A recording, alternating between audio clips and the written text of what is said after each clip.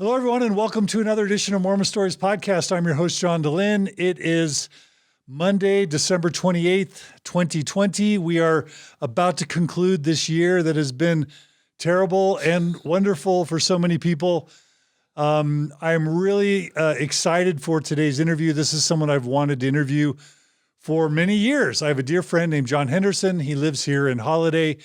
He's been a faithful friend and even a supporter of Mormon Stories Podcast. And at least a few years ago, John reached out to me and said, John, you got to get to know this guy named Jim Bennett. He's super cool, and he's the son of former Senator Bob Bennett, and he's been, responding to Jeremy Runnell's CES Letter, and he's a great guy, and you should meet him. And so I knew about Jim Bennett even before he formally responded to Jeremy, and then came on Bill Reel's wonderful podcast and did this epic multi-hour interview with Bill Reel. So I've wanted to interview Jim for a long time. So today we're going to be interviewing Jim Bennett. He is the author of a response to Jeremy Runnell's CES Letter, but he's also just a great guy. And he's also a friend of another dear friend of mine, Robert Reynolds. And he and Robert have been working on this film that's going to be released someday that's going to be super cool and important.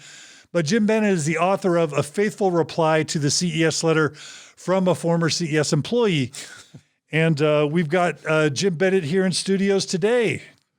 Jim Bennett, welcome to Mormon Stories Podcast. Thank you, sir. Very nice to be here. Appreciate that. Yeah, and I should just say, we met for the first time because recently with this FAIRMormon sort of release of these new videos, Jeremy Runnells got this huge barrage of attacks, including claiming that Jeremy never actually sent a CES letter to anyone. Right. Which was outrageous to me and to Jeremy. And I just always trusted Jeremy. So I reached out to Jeremy. He sent me his correspondence with the CES director. I read it. I read the whole email string, including the attachments. But who am I? And so we met because Jeremy brought you and someone else into the studio and had you guys actually review the content. And I was really glad. One, I thought it was super cool that you were willing to sort of be a witness for Jeremy. I was inspired by that little cheeseburger lunch you and Jeremy had. But I was also just really glad to meet you. So anyway, what do you want to say to introduce yourself to our audience? Well, I think you've introduced me pretty well. I sort of stumbled into this whole world when I decided to respond to the CES letter. But it's introduced me to a number of wonderful people, including you and including Jeremy Runnells. It really surprises people when I tell people that I think Jeremy Runnells is a great guy. I disagree with him still. I'm still an active, believing member of the Church of Jesus Christ of Latter-day Saints. And a member of the Mormon Tabernacle Choir. Wait, the choir on Temple, what's it called? The Tabernacle Choir on Temple Square. You're a member of the choir. Well, yes. We've all grown beards during the pandemic. We stopped posting pictures of the beards to compare them, which we would do that because it's no longer all that exciting and novel. It's been so long. We haven't met as a choir since March. And I was in my first year of the choir when the pandemic hit, so it almost feels like a dream that I was in the choir. It seems so long ago. I can't wait for us to get back together again. Yeah. So, well, let me just say to our listeners, I'm going to just tell you what today's going to be about. It's probably going to be a multi-hour interview, almost guaranteed. Here's what we're going to cover. We're going to cover Jim's background, and then we're going to cover two things. We're going to focus on where we agree in terms of how we view Mormon history, Mormon scripture, Mormon truth claims, etc. And we're going to talk about how Jim Bennett retains his faith in the restoration after knowing all the information that's in the CES letter and digging deeply into it. So I'm going to title this episode something like Jim Bennett, how to remain a believer after the CES letter. And we are not going to be contentious. We're not going to be debating or arguing. I don't do that when people come on Mormon Stories. Although, I respect people that like to get in vigorous discussions, but I'm mostly interested in where we agree and then in how Jim retains his belief. And this is trying to honor what has often been on Mormon Stories, this tradition of inviting people from all sides of the spectrum and providing support for people who want to stay in the church and providing support for people who want to leave, But I think people who have left and who don't believe are also going to just be interested in Jim's approach. Some may make fun of it, or some may find it refreshing, but the purpose is to build bridges and to have thoughtful, respectful dialogue. And that's the spirit of what we're going to do today. How does that sound? That sounds wonderful, and I really appreciate that. I think it's essential that we can have conversations like that. This may be jumping ahead, but when I did the podcast with Bill Reel, it was actually 14 hours. I'm amazed at how many people come and say, I listened to all 14 hours. And I'm like, I haven't listened to all 14 hours, and I was there. But the thing that really frustrated me about that experience, that was brought about by somebody who said, I'd love to see you go toe-to-toe with Bill Reel. And I said, I don't want to go toe-to-toe with anybody, but I will talk to anybody. Yeah. I'm happy to talk to him. And I quickly got a phone call from Bill Reel, and he said, I'd love to talk to you. And so we did these lengthy podcasts, and there were 6 episodes, and they were each about 2 hours apiece. And I was very happy with them. And then they were all published at once. And then Bill Reel went all over the internet and said, I won my debate with Jim Bennett. Look how I beat Jim Bennett. Every time I would express any degree of empathy for Bill Reel's position, if I would say, I can see why you feel that way, and I can see why you believe that, he took that as sort of a concession that I had thrown the church under the bus. And I just found that very frustrating. And we had one final episode where we went over that. And if you listen to that episode, it's a whole lot more contentious than the first 6. Mm-hmm. Because what I said to him is, Bill, you have made it far more difficult for anyone to have a conversation like this. Because if everything is a debate, and if everything is your agenda is to figure out a way to trip me up, then everybody's going to be cautious and guarded when they talk to you. Yeah. And, I have great respect for people who have left the church, who come to different conclusions than I have about the same set of facts. But we need to be able to talk to each other. Right. And I think that's a huge problem on both sides. Sure. I look at the whole DesNat experience, and I look at them and think, these are guys that believe that Jesus spent all of his time with a cat of nine tails driving people out of the temple. That's the only tool in their arsenal. Yeah. And I just don't think that's a great way to build the kingdom. I don't think that's helpful to anybody. And my father always used to say, it's a lot harder to hate somebody once you get to know them. Yeah. And I think we need to get to know each other. Yeah. And then I don't think it helps anybody if we hate each other, if we fight. Well, let me just say, number one, Bill Reel, I love you, and RFM, I love you, and Katie and Alan Mount, I love you. The work that's done with RFM, with Marriage on a Tightrope, and then Bill Reel's podcast, you guys are all legends. And so I have tons of respect for you, as I know, Jim, you do too, or you wouldn't have gone on. No, Bill absolutely. Reel's. So I don't know RFM, say, but I have met Alan Mount. I think very highly of Alan Mount. And I just want to say I love all you guys. And this isn't like some sort of like, I'm doing it better than Bill. I love Bill. Go listen to Bill's thing. I'm guessing, as we all would, if Bill could do it over, there are things he might change. And I don't know. I just want to say I'm glad you can come on. And Bill Reel, I love you. And let's do our thing. Right. And Bill Reel, you keep doing your thing. Well, and we'll all grow and learn as we go. Yeah. And I don't want this to sound as like a huge indictment of Bill Reel. Yeah. Because actually a lot of people have listened to that, and I've gotten really positive. Yeah. That's how I met Robert Reynolds. It was a huge deal at the time. He called me and said, I listened to the whole thing and I think it's wonderful, and that's how I got involved in that project with Robert Reynolds. So yeah.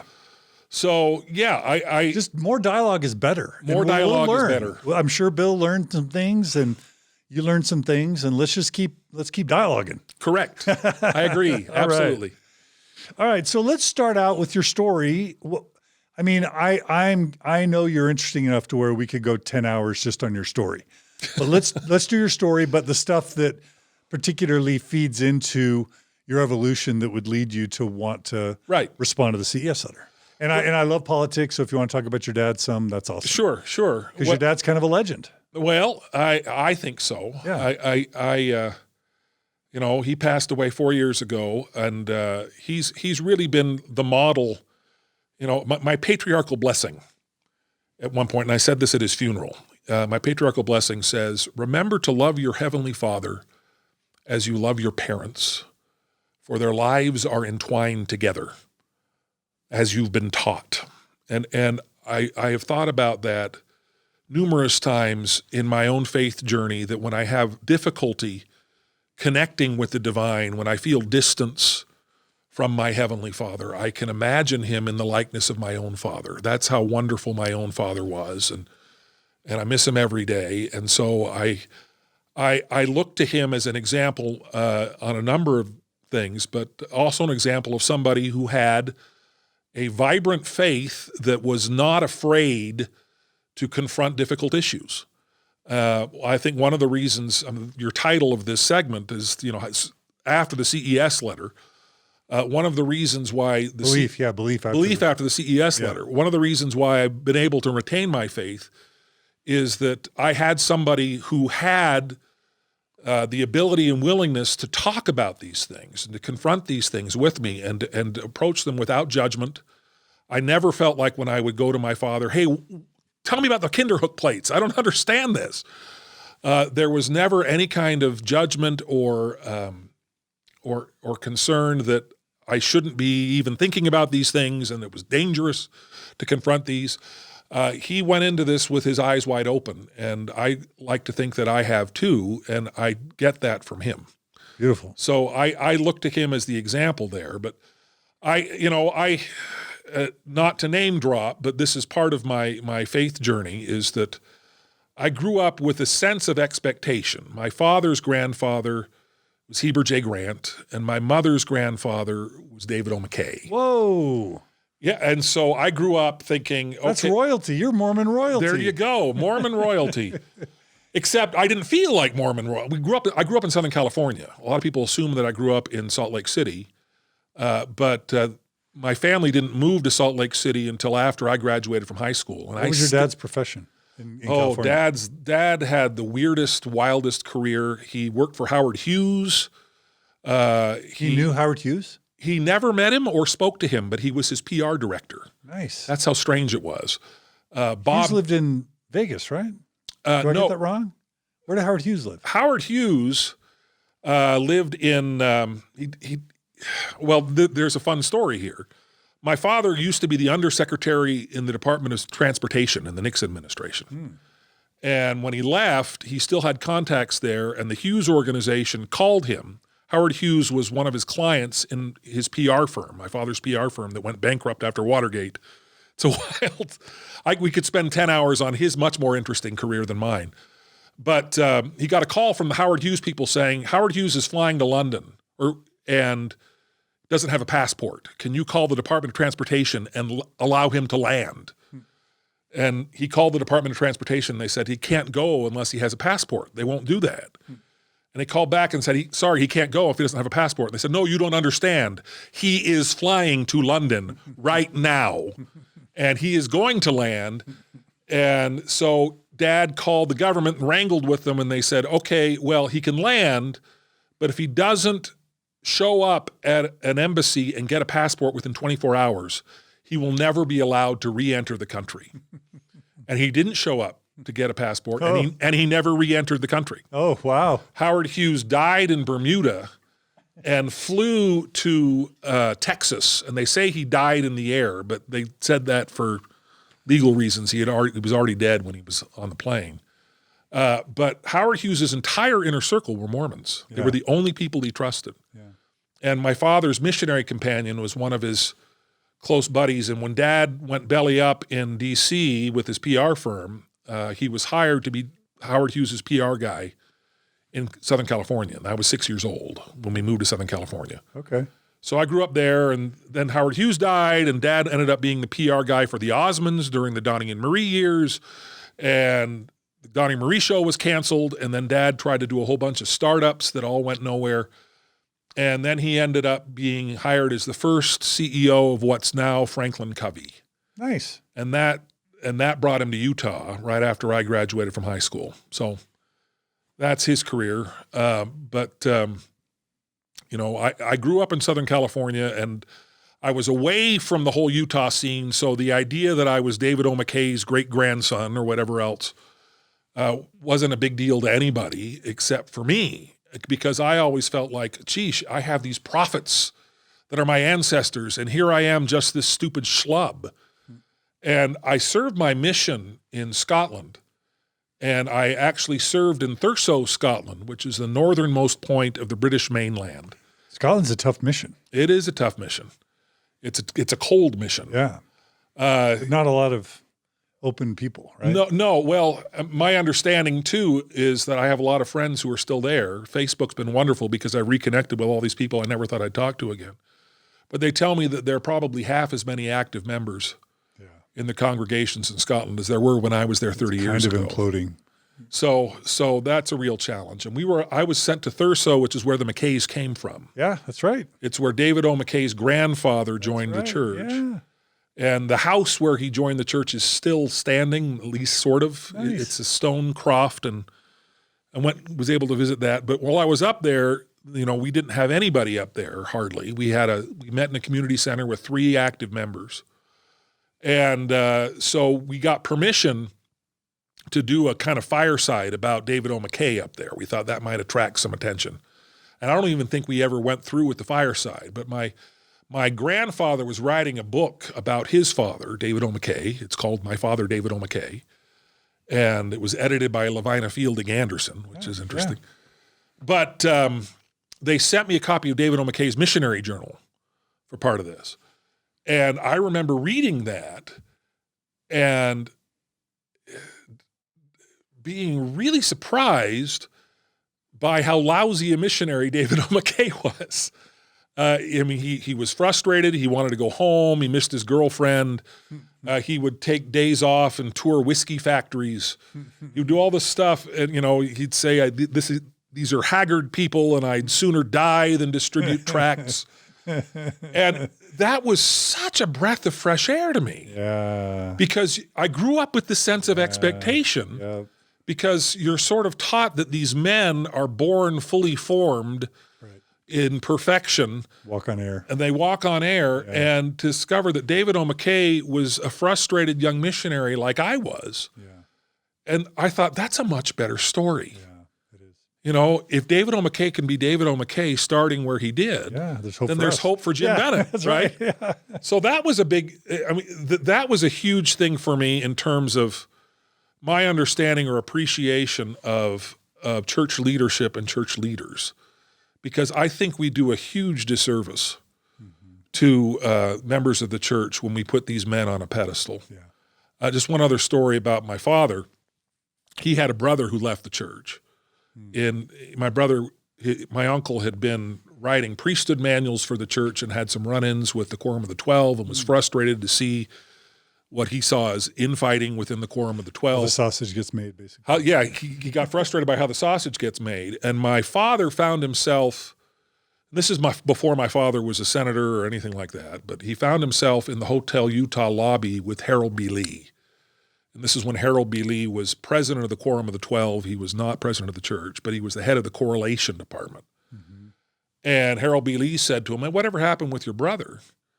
And Dad explained what happened, and Harold B. Lee, he said, got visibly angry. And he says, "Oh, come on, that's a terrible reason to leave the church. Doesn't he realize we're just men?" He says, "I can understand people overseas putting us on that pedestal, but he should know better." He says, "We're men who are doing the best we can, but we're just men."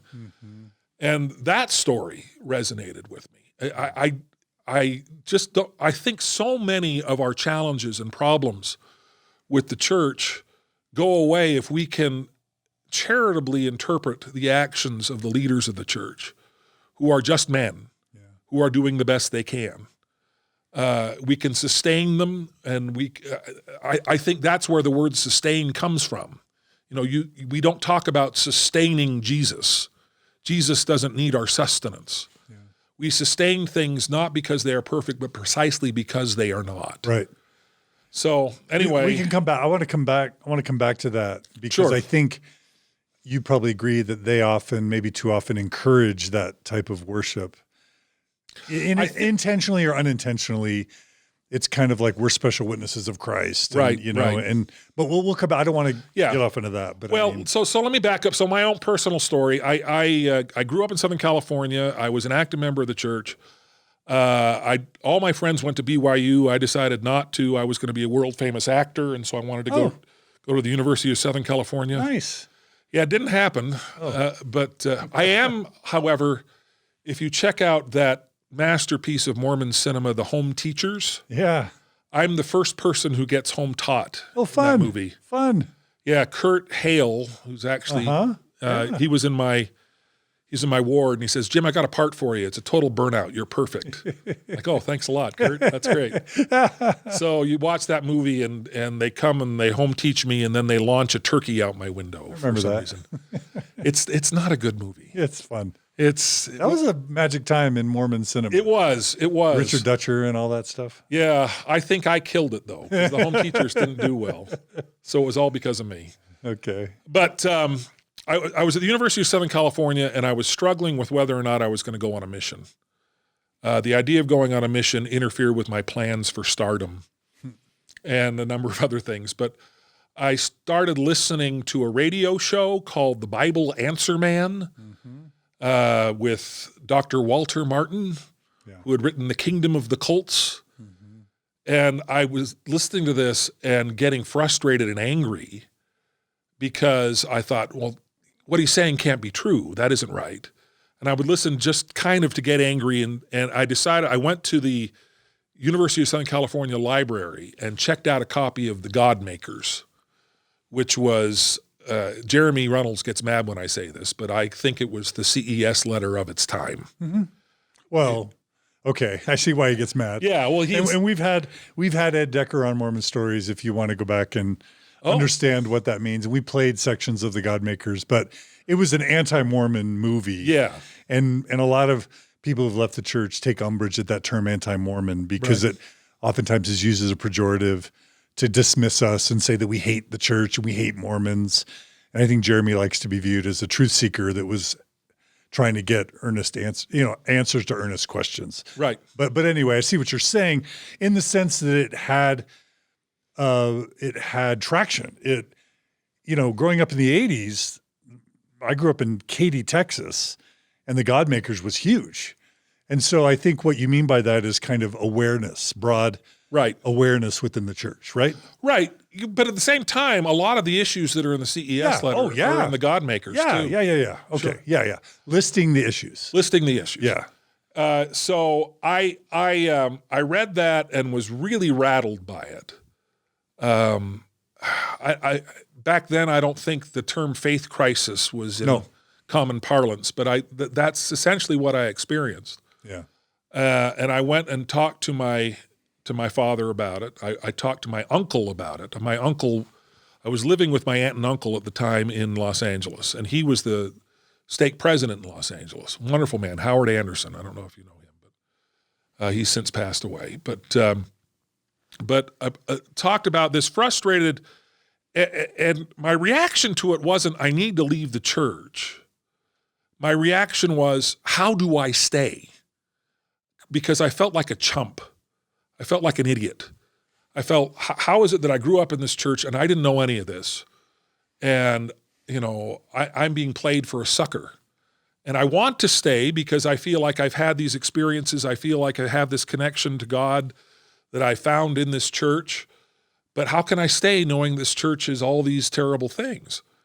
And I went home for Christmas my freshman year of college. And for what year would this have been? This was 1987. So we're about the same age. Yeah, I think I'm about a year older than you. I'm 52. Yeah, I'm 51. 1987, and I went home for Christmas, and for whatever reason, they were passing out copies of a book called The Truth About the Godmakers by Gilbert W. Scharfs. I remember that. And I read that and I ate it up. And the thing that was remarkable about it is not that it answered all the questions and, left me, with an unaltered faith exactly as before I had read the Godmakers. What it showed me was somebody else has confronted these things. somebody intelligent, somebody thoughtful, and it hasn't driven them out of the church. Yeah, absolutely. And so what it did was it sort of put a brake on my panic. It was, okay, I may not have all the answers, but other people have been able to wrestle with these and still come out with faith on the other side. And it gave me time, it gave me patience with myself to be able to take the time to find the answers for myself. So, I mean, I couldn't tell you what the line-by-line response to the Godmakers was anymore. I can't remember any of the details. I do remember that it was a different approach than Jeremy's approach in that the Godmakers was trying to tell me that I was part of a satanic cult and I needed to be an evangelical Christian. Whereas the CES letter doesn't really take that kind of approach. It just sort of lays out all of these problematic things and lets you draw your own conclusions. So I can see why Jeremy might be frustrated with my comparing the two, but that's where I found out about polygamy in all of the detail, where I found out about the Kinderhook plates and a number of other things that shook me up at the time.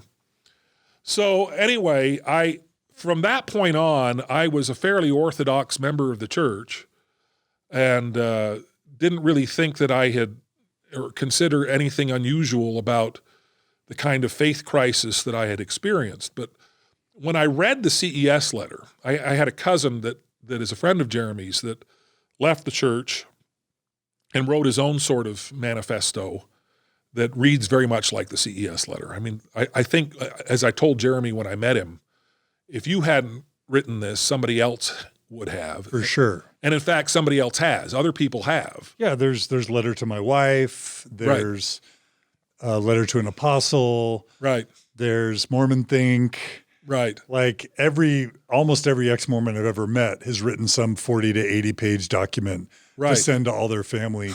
Right. Jeremy just happened to throw it into a PDF and put it on the internet. Right. You know what I mean? Jeremy. And he did a good job with graphics and format and, thoughtfulness. He tapped into something that is very real out there. Yeah. There are a lot of people that have had that same experience, and that I think Jeremy gave a voice to them. Yeah. But when I read the CES letter, I got Godmakers flashbacks. Mm-hmm. I read this and I went, oh yeah, this is something that I read about in the Godmakers and this and that and the other.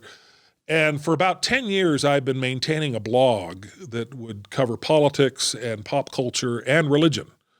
And I would write little essays about religion. And I had just lost my job when I was reading the CES letter. And so I had some time on my hands.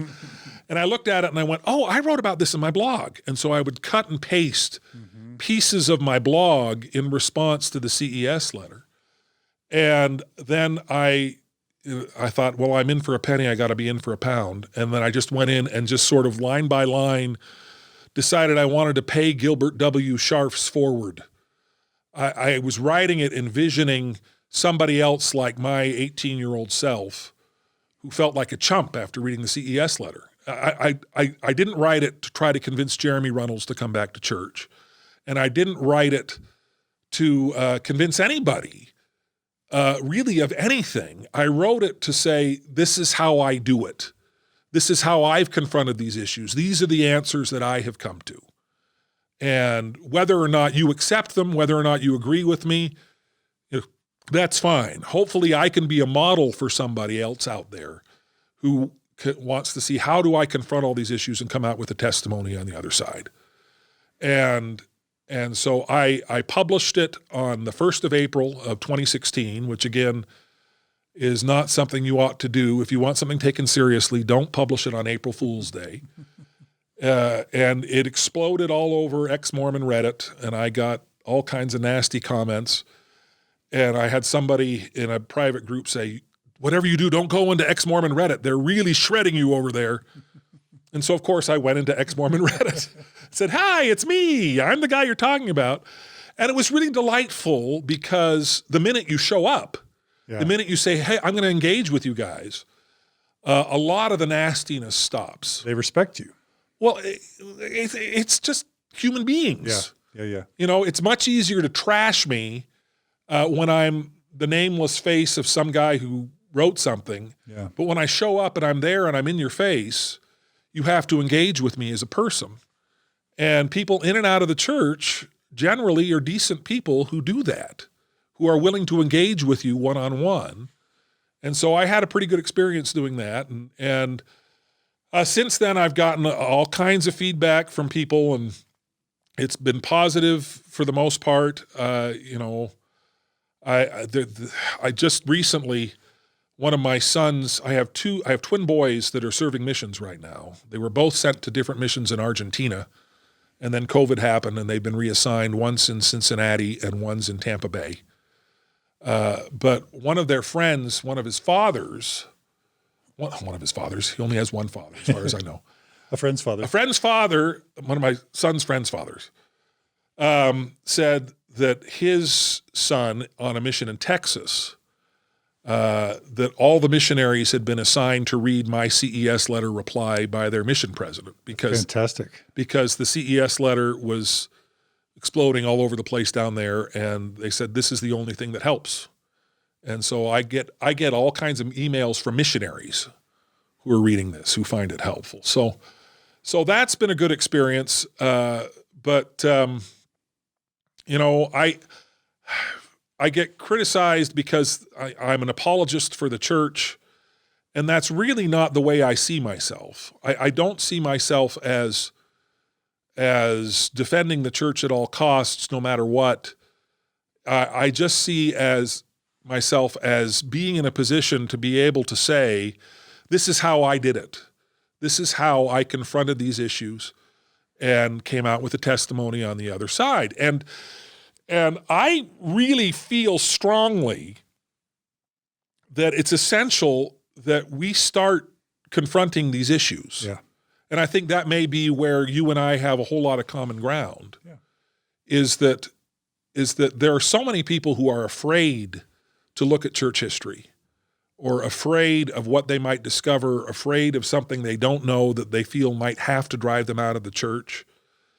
And I think when we were growing up, the church was able to sort of shield its members from a lot of that. Unless you were a dumb kid who went into the USC library to check out the Godmakers, you could go through your life without hearing about any of these issues. And that's not the case anymore. Anybody that has an internet connection and just starts typing in any keywords that have anything to do with the church is going to have all of this stuff come up in the first search. And so we don't have the luxury, whether we want to or not, of shying away from tough questions and shying away from these issues. Amen. So I really feel strongly, I've had a lot of people, Jeremy actually, in the first time when we were exchanging emails, that's kind of a fun story. After I finished the Bill Reel podcast, I got a really nasty email from Jeremy Runnells. I'd never met him. And he just said, you really embarrassed What was he mad about? Well, he wasn't mad in this email. When we actually met and talked, we talked about the things that he was mad at, because I felt very strongly when I wrote my reply that I was going to be very critical of what I considered to be bad arguments, but I was never going to be critical of Jeremy Runnells as a human being. Mm-hmm.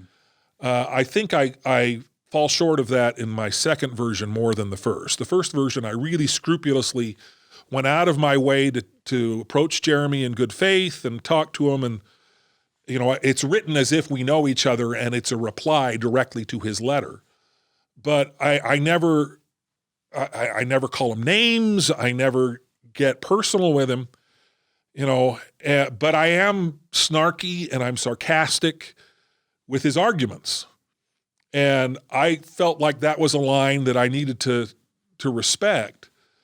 And everybody who accused me of attacking Jeremy, I said, could you please tell me where I do that so that I can take that out of my reply? Because that is not my intent in any way, shape, or form.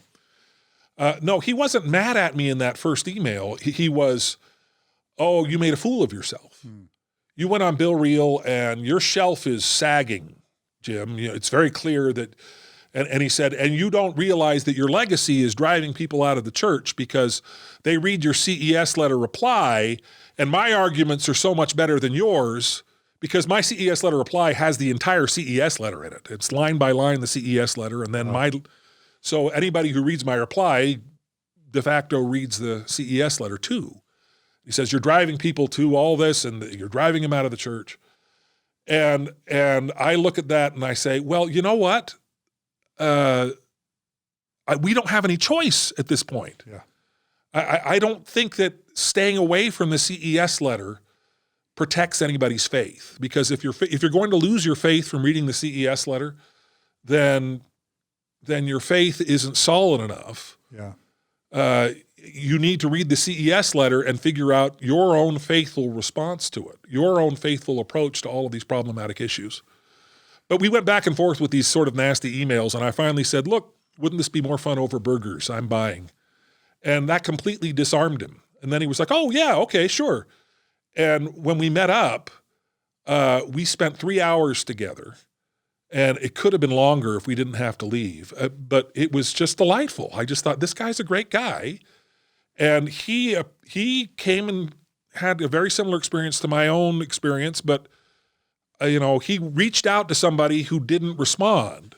He reached out to the CES director who didn't respond to him. And you can confirm that he did. And I can confirm. So, I know his tell name. the audience what we did. So. Yeah. So Jeremy a couple of weeks ago asked us to get together and confirm that there really was a CES director. So I sat in this room and I looked at his emails and read the whole exchange. I can identify the CES director. He's asked me not to say who it is. Out of kindness. Out of kindness. To respect the guy. And that's what's amazing to me is that Jeremy doesn't gain anything by not throwing this guy under the bus. Right, but he gets skewered for... But he gets skewered. Oh, there really wasn't a CES director, and this was all just this big fake... I mean, I one of the reasons why I felt so strongly when I met with him, when I identified with him, when I felt like we had this connection, is because I think his experience was very much like my 18-year-old experience reading the Godmakers. But he ended up, not getting the kind of support that he would have needed to stay in the church, and decided that he couldn't stay. And I respect that decision. It's not my decision. And I hope it's not the decision of other people, but I respect people who arrive at different conclusions than I do. So yeah, that was a really remarkable experience. We had a great conversation, and it's one of the things that really frustrated me about these recent videos from FAIRMormon. I'm quoted in these videos up, down, and sideways. Mm-hmm. They say, well, Jim Bennett in his reply says this, and Jim Bennett says this. And I got a lot of messages from people saying, were you involved in this? Mm-hmm. They're quoting you. Did you have anything to do with this? And I was embarrassed by them. And I put out a Facebook statement saying I don't like them, and I don't like the fact that they're attacking Jeremy Runnells personally. And I really didn't like the Inglorious Bastards video where you're the one who's getting beaten to death in that clip from the movie, and Jeremy Runnells is labeled as somebody standing on the sidelines crying because he's going to be next. And that's just, who on earth thinks that that's an appropriate way to build anybody's faith? And where is your faith if you think that that's a great way to represent the restored gospel of Jesus Christ? It didn't make any sense to me. And so when Jeremy reached out and said, could you come on and confirm that there really was a CES director? I jumped at the chance. I was very grateful that he would have enough confidence in me to be able to do that, because I still very strongly disagree with Jeremy Runnells in the conclusions that I've come to about these issues. Yeah. But the idea that anybody would threaten him personally is just a terrible indictment, I think, of where we are as a culture, where we think that that's acceptable. So, I mean, I think that's where I wanted to begin. Thank you for that background. And I think that's kind of where I wanted to begin as we dive into the meat of the discussion, is that, whether it's Hugh Nibley or Daniel Peterson or Kwaku or Cardinellis or, John Lynch, these guys, where they often begin, again, whether it's with Fawn Brody or with the Tanners or with Jeremy or with me or the September 6th, they often want to begin by undermining the character of the critic, by calling them liars, by calling them adulterers, by calling them gay, calling them child abusers, whatever they can do and by the way, John Lynch and Scott Gordon, you see their responses to people criticizing these recent videos, and their responses are, Jeremy's a liar, John DeLyn's a liar, because that's one approach. And that's a classic approach that, and I hate to say this because I don't ever like to call the church a cult, but if you look at what Scientology does with their fair gaming approach, my goal is for the church to never be anything like a cult. That's my goal. I want I'm going on record. I want the Mormon church to never act like a cult ever. And I try never to call the Mormon church a cult because I know it's offensive and I don't think it helps anyone. But that's a tactic that cults use to defame their critics. So I'll start off with this question. When you look at the motives of Fawn Brody, the motives of Sandra and Gerald Tanner, the motives of the September 6th, my motives, Jeremy Runnell's motives, and I'll add, because I think this is the most important thing, the motives of the tens or hundreds of thousands of people that have had these same questions.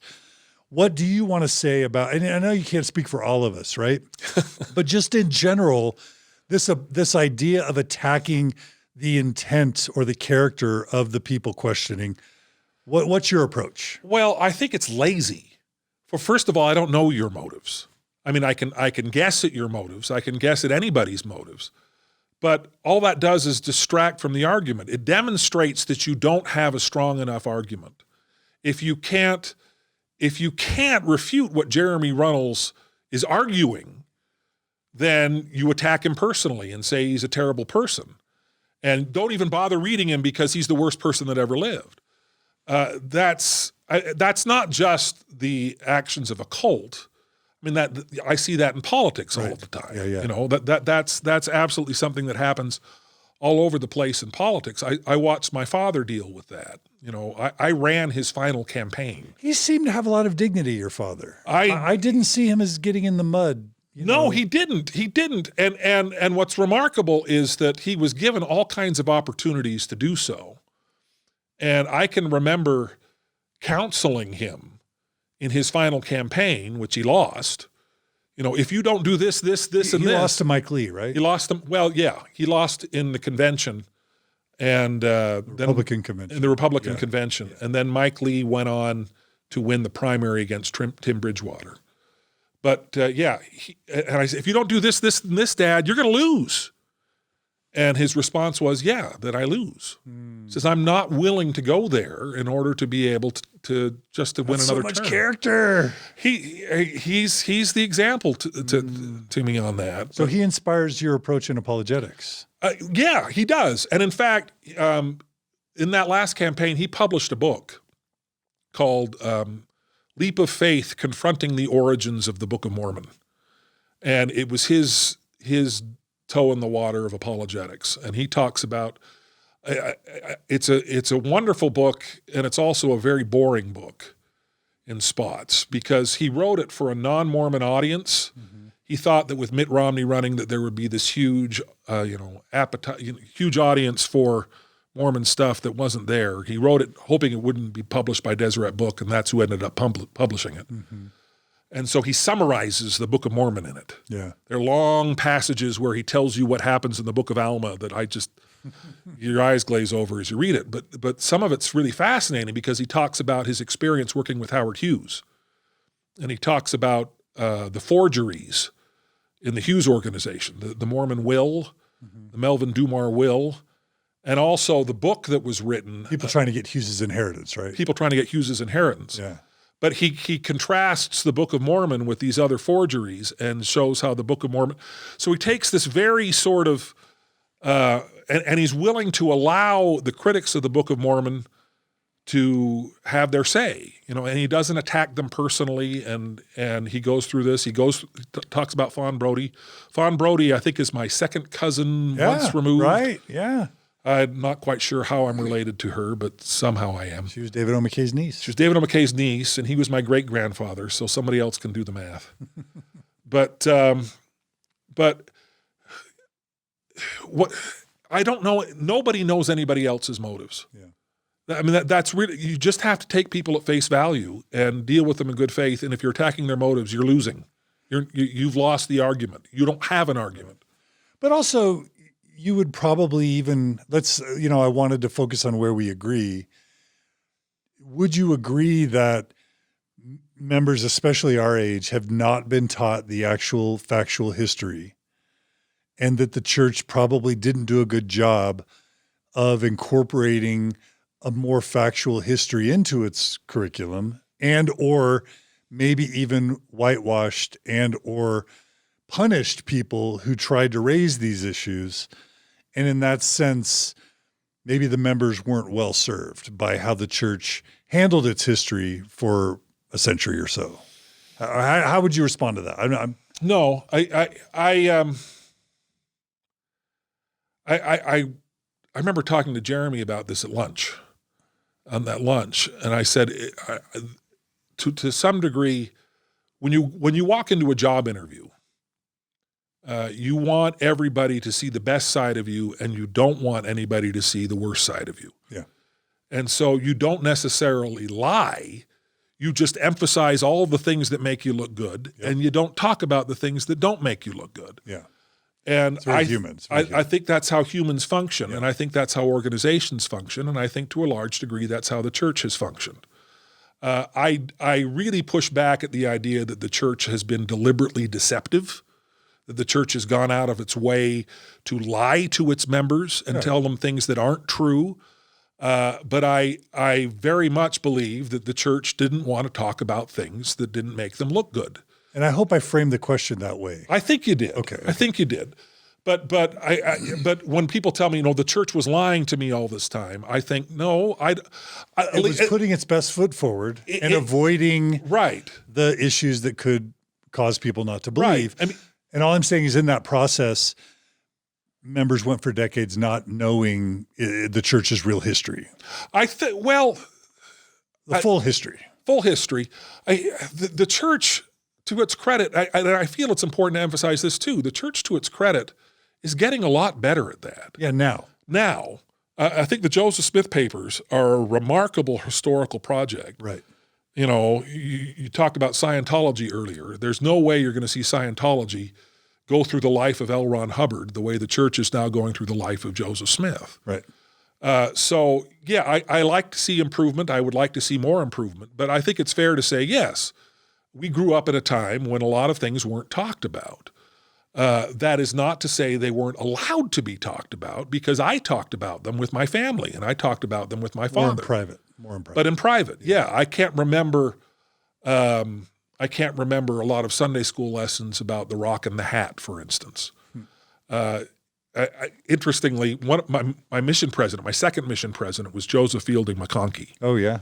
Who was Bruce R.'s son, and loved him, adored him. And he had a marvelous sense of humor, which surprises people. You don't think of the McConkies as being people with a great sense of humor, but he was very warm and had a wonderful sense of humor. But the first time I really heard about the rock and the hat was from him and from his insistence that it didn't happen. Right. And I didn't see that as a lie, because I believe he firmly believed it didn't happen. Yeah, because his dad and his grandfather insisted that came from David Whitmer years after the fact, and that they weren't. And so that's what I believed about it. And then when the church came out with their essay, and I read that, and I went, "Oh, okay." But it didn't bother me. Right. It was just so when you start to say, okay, well, the church has been lying to its members, you're starting to judge the motives of the church in a way that I think is not charitable. Right. Because I don't think that anybody has been lying to anybody deliberately.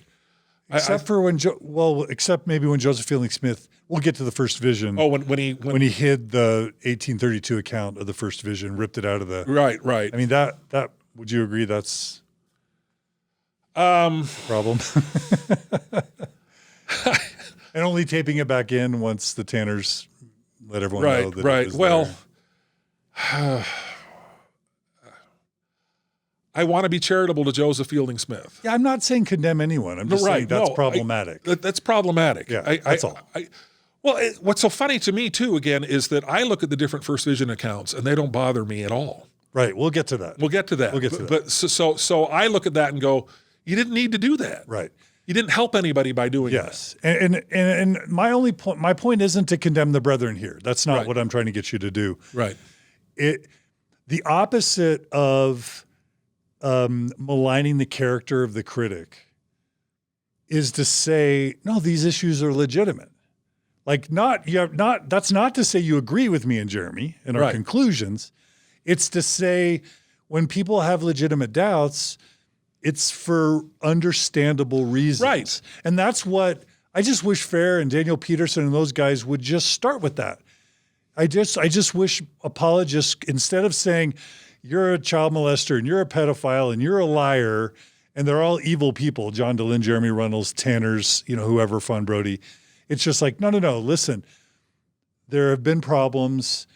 People were acting in good faith. They had good intentions, but this wasn't, we all learn, everyone's imperfect, just like you started, right? Talking about general authorities. People were doing the best they could at the time. They had good intentions, but there are legitimate reasons why people are doubting and struggling. And here's a way to still believe. Like if you could just start with that, not a condemnation of the brethren, but just an acknowledgement of the problems, I think that's a really solid foundation that we can both agree on. And then we can go on and say, well, how do you stay? That's all I'm trying to get you to see if we have common ground there. We have a lot of common ground there.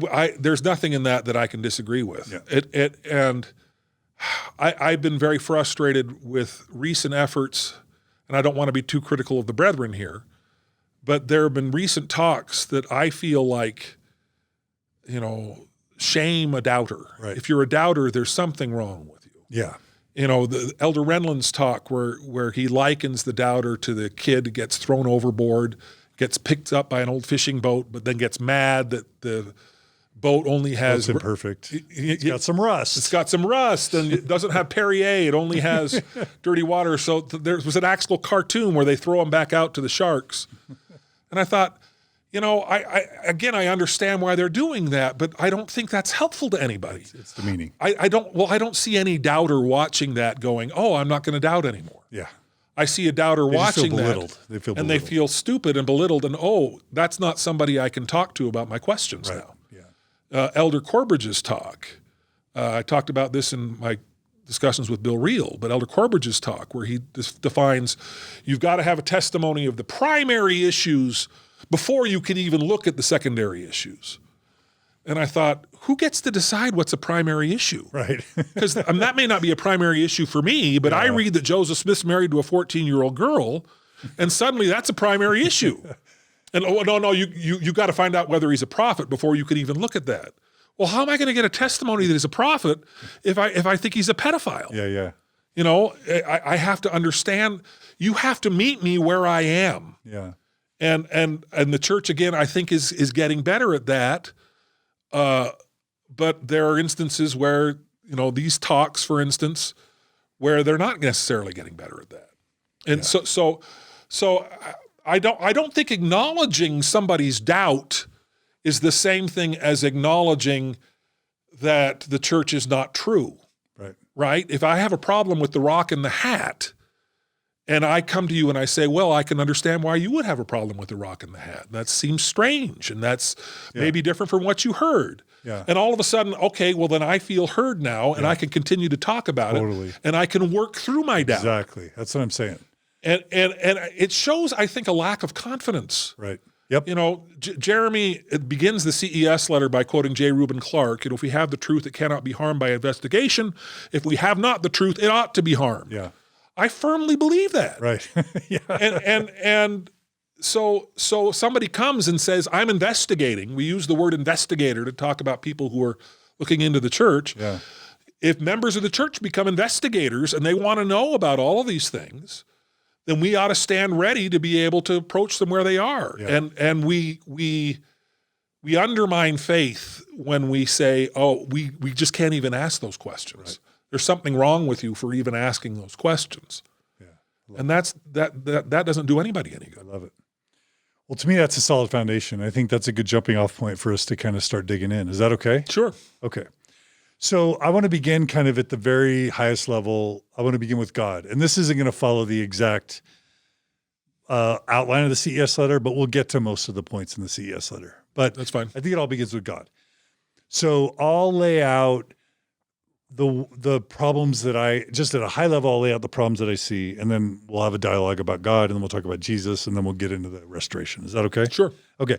So we're taught in Mormonism that God is anthropomorphic, that God is once a man, that God's an exalted man, that he is at least married to one woman, if not multiple women, and that he's all powerful and all loving, basically, or maybe not all powerful. We can talk about that. But basically, if people have problems with God, it's that I talk to, it's usually around this idea that there's so much suffering and so much pain in the world, so many problems, that God's going to help a Mormon find their keys, but a young girl in Africa is going to get raped and killed.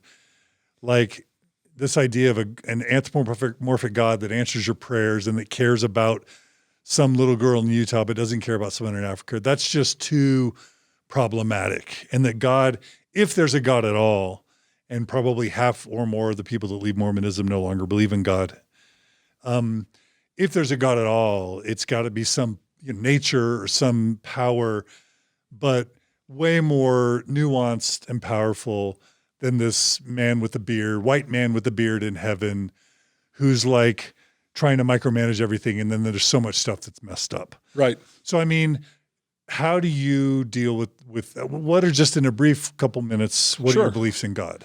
And how do you reconcile some of those problems? Well, I wrestled with that kind of exactly in those terms.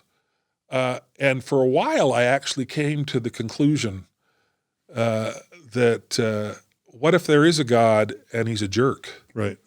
Or he plays favorites. He doesn't care about me. Right.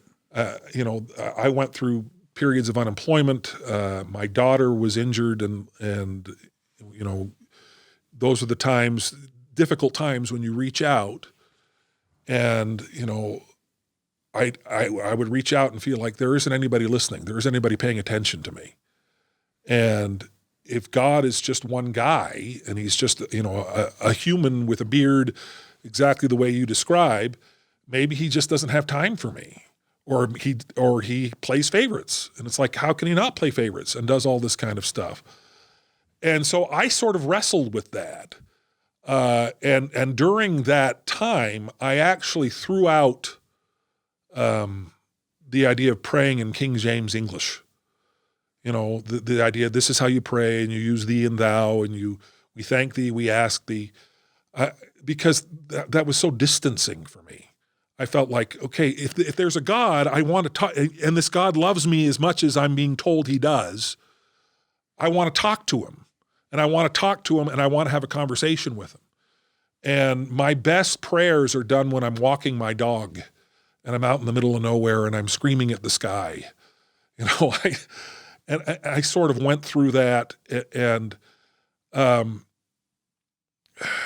in terms of if you're looking for a sort of specific kind of apologetic description of an anthropomorphic God that I have figured out, I don't know that I have that for you.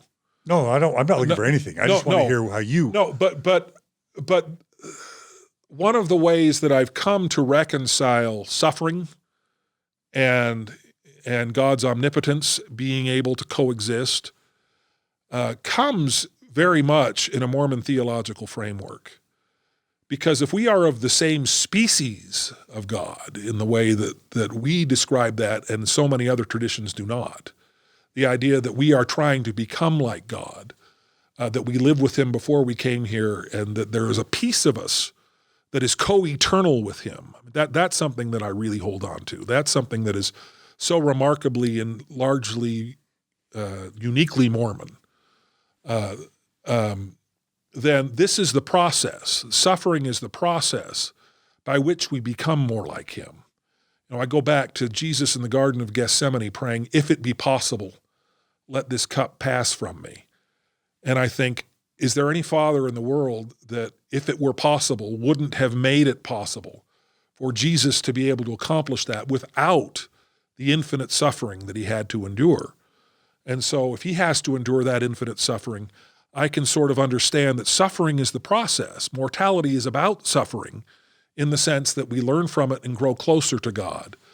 And through all of this, I felt like I established a connection with the divine, with God. That does not mean that I saw him on his throne and that I can testify in the way that Joseph did that he is a physical being standing in front of me. But I am confident he's there and he listens to me and is aware of me. I don't know how that works.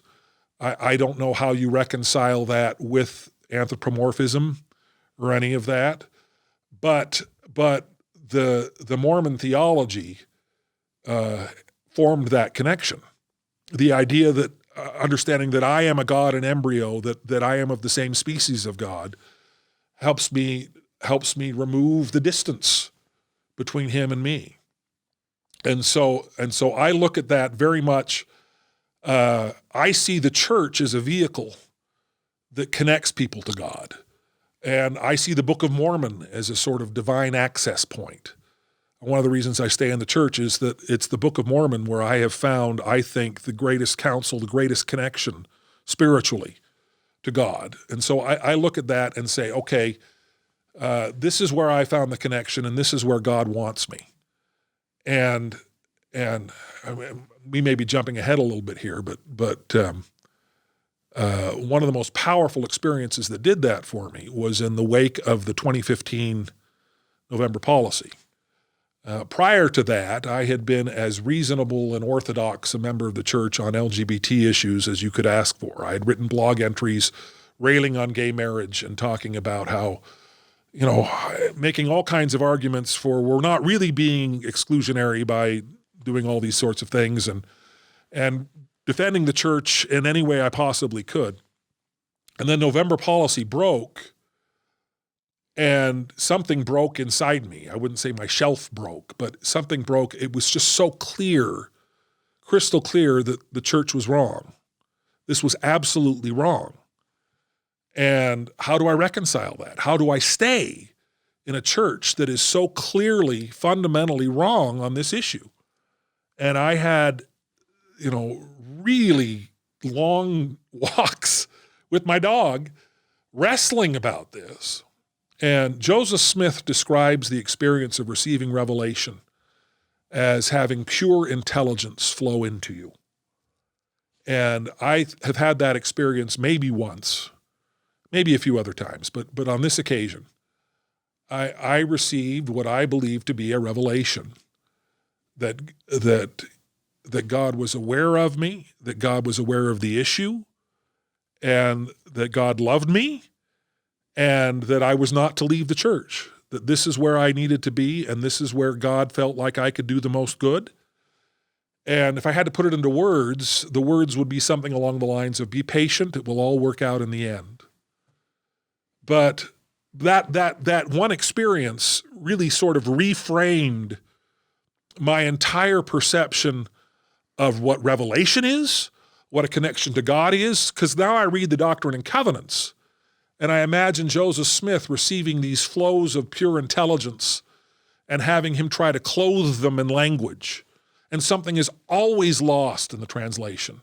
I can't encompass that experience in language. I can't tell you exactly what that was like, only to know that I felt a connection, I received a revelation, and that's what keeps me grounded in the church. Yet I recognize that there are imperfections, I recognize there are problems, and I recognize all of that.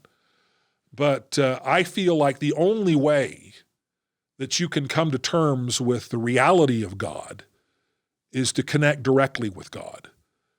And I would like to see more members of the church recognize that they have as much direct access to heaven as Russell M. Nelson does. And they forget that we think that we go through the prophet to approach God, and we don't.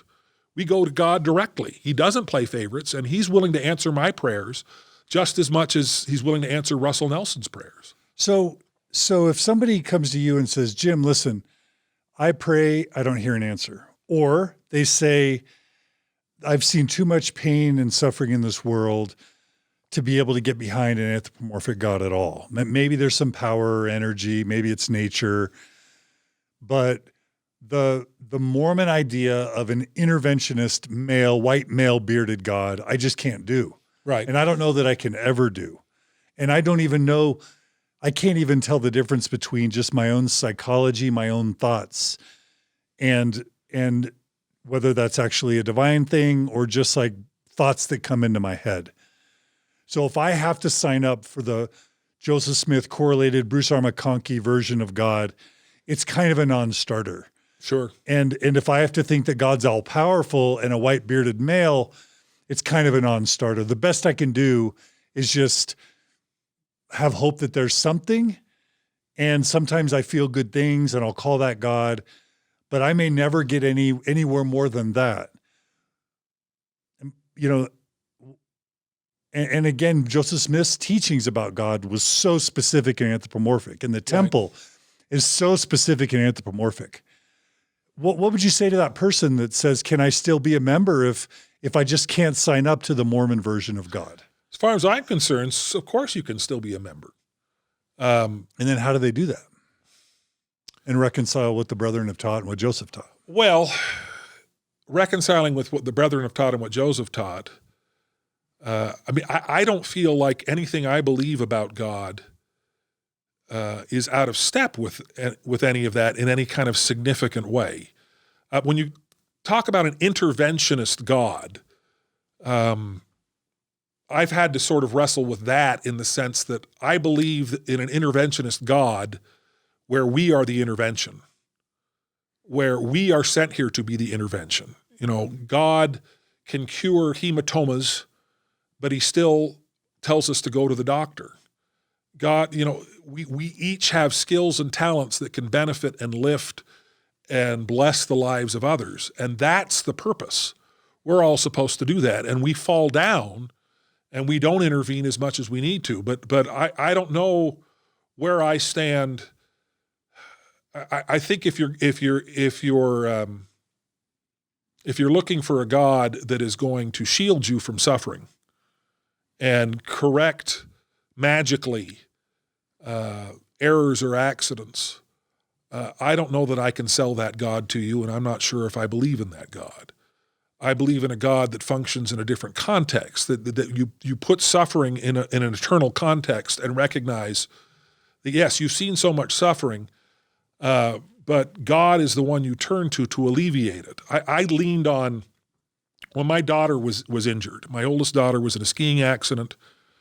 She tumbled 300 yards down the side of Solitude Mountain and had a burst fracture in her spine that's left her partially paralyzed from the waist down.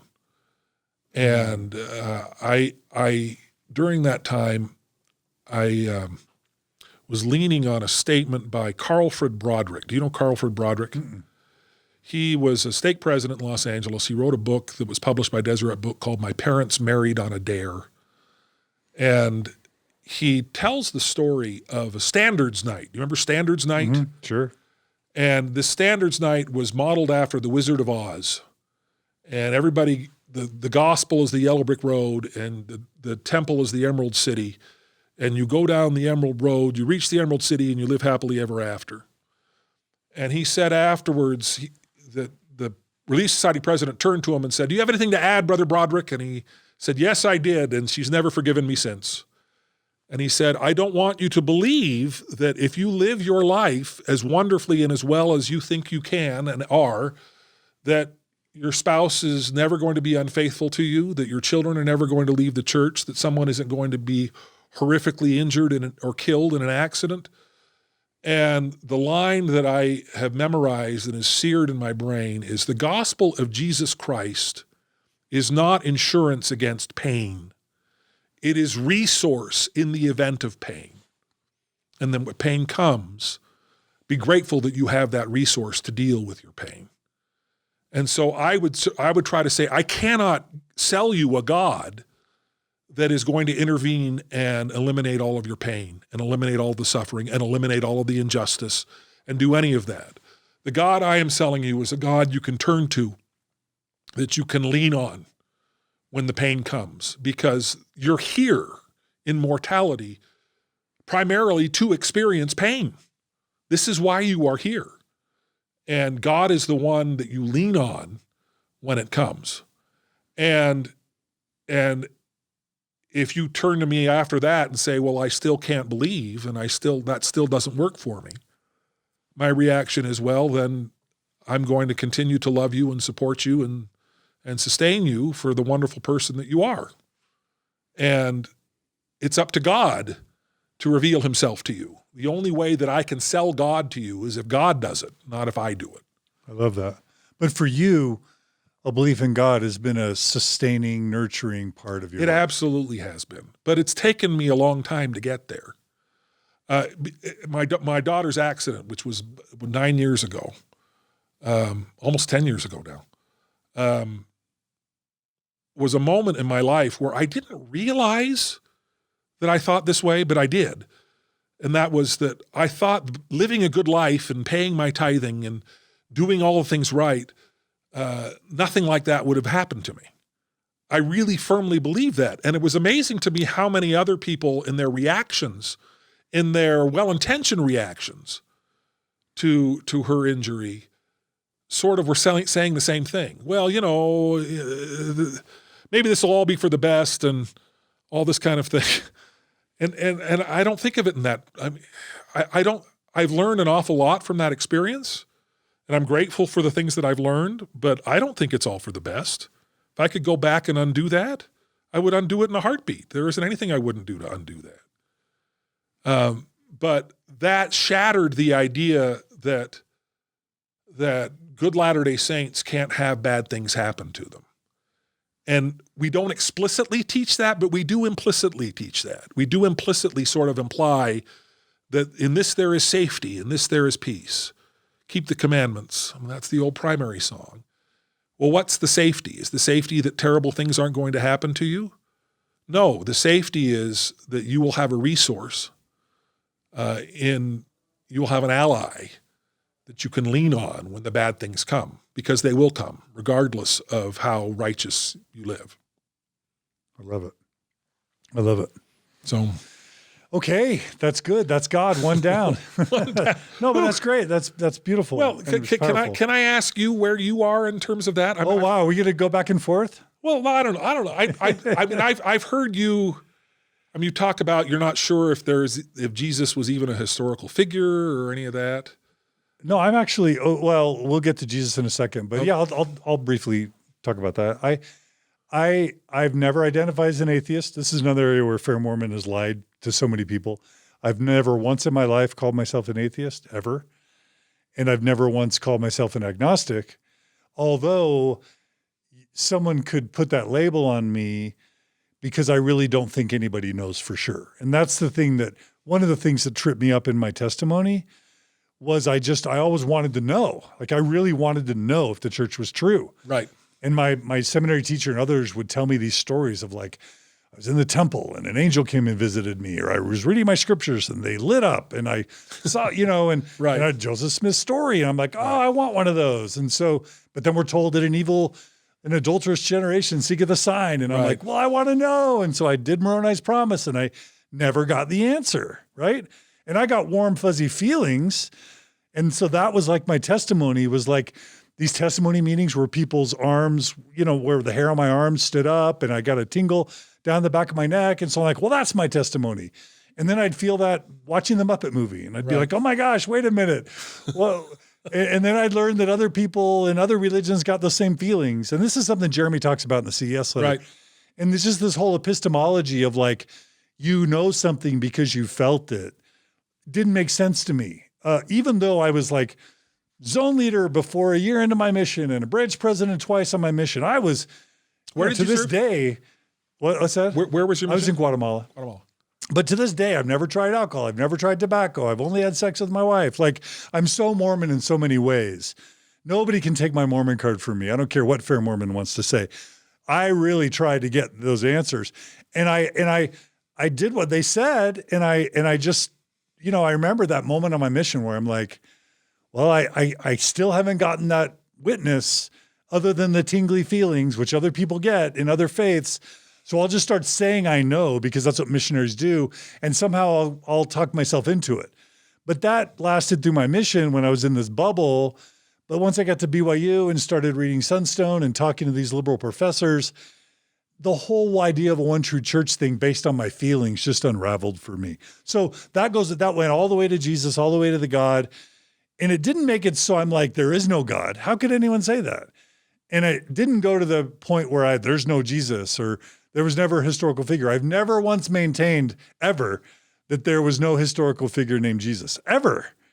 I don't, but I've interviewed Bart Ehrman and I've got his point of view on that. But the truth is, I don't think anybody knows. And no, I don't identify as an agnostic, even though that's basically the definition of agnosticism. But I do believe that when I've done good things, I've felt power and influence supporting me. I believe that in Mormon stories. And then the church excommunicates me. So I just think we're all trying to figure this out. And we need a lot of love and charity in or out of belief. We just need lots of space. And honestly, if you listen to my excommunication recordings where I have these dialogues, my stake president was just not willing.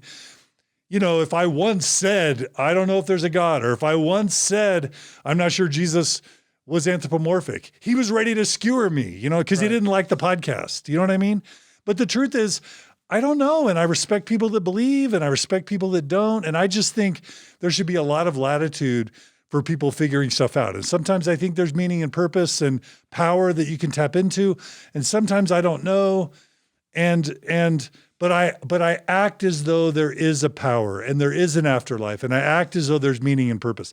And for me, faith is just believing that life has meaning and purpose, and we don't quite know what that is, but we're all trying to do good, and someday we'll either figure it out or we won't be around to know, but we'll see. It's kind of like we'll see. Yeah. But I haven't closed any doors. Well, you're living Pascal's wager to some degree still. I mean, but it's not conscious. Like if I die tomorrow and there's nothing, I'm not playing some game.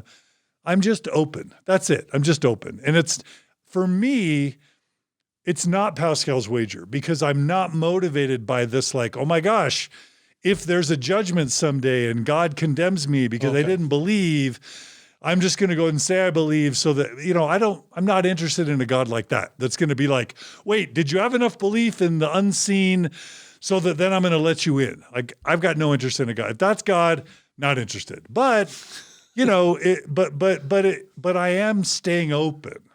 And so for those who want to call me an atheist or, whatever, that's not me either. I don't know, but I'm going to believe that life has meaning. I'm going to try and alleviate suffering, which is really my core motivation.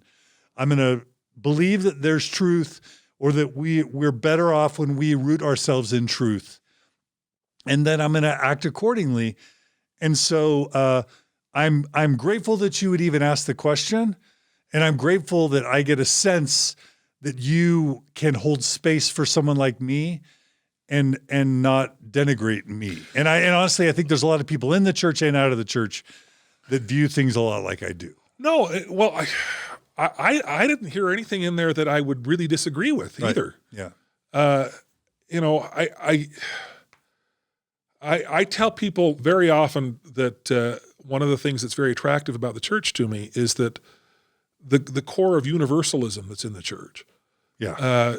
And that we shy away from. But why are we doing temple ordinances for every single person that's ever lived on the planet if we don't think we can save every single person that's ever lived on the planet? Right.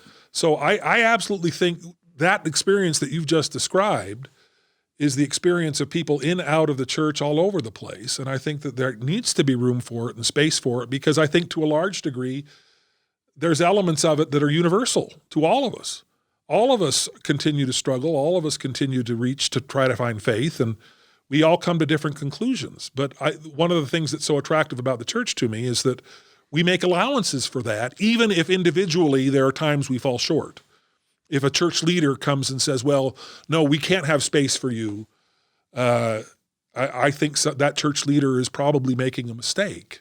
Yeah. And then we have to have enough grace to be able to recognize that church leaders, are as fallible as the rest of us. Yeah. And honestly, if I'm being totally charitable with my stake president, I think that he was doing what he was told by people above his pay grade.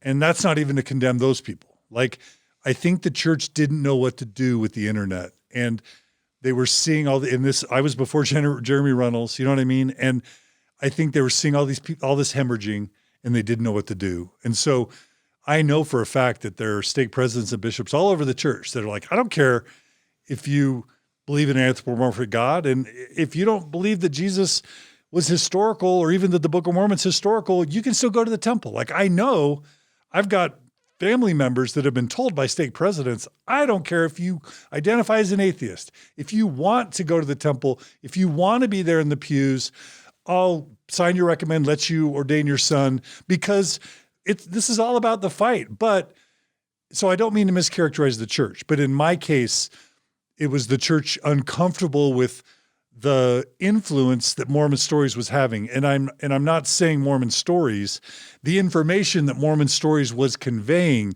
the church was not prepared to deal with.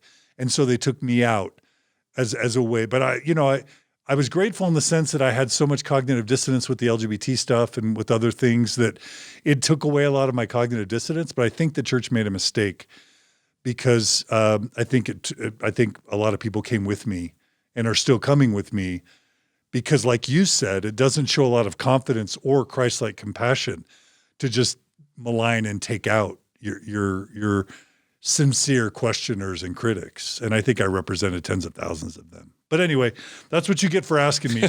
My listeners get mad when I talk too much on my interview. No, so. But you asked. So. I asked, and I wanted to hear the answer. So yeah.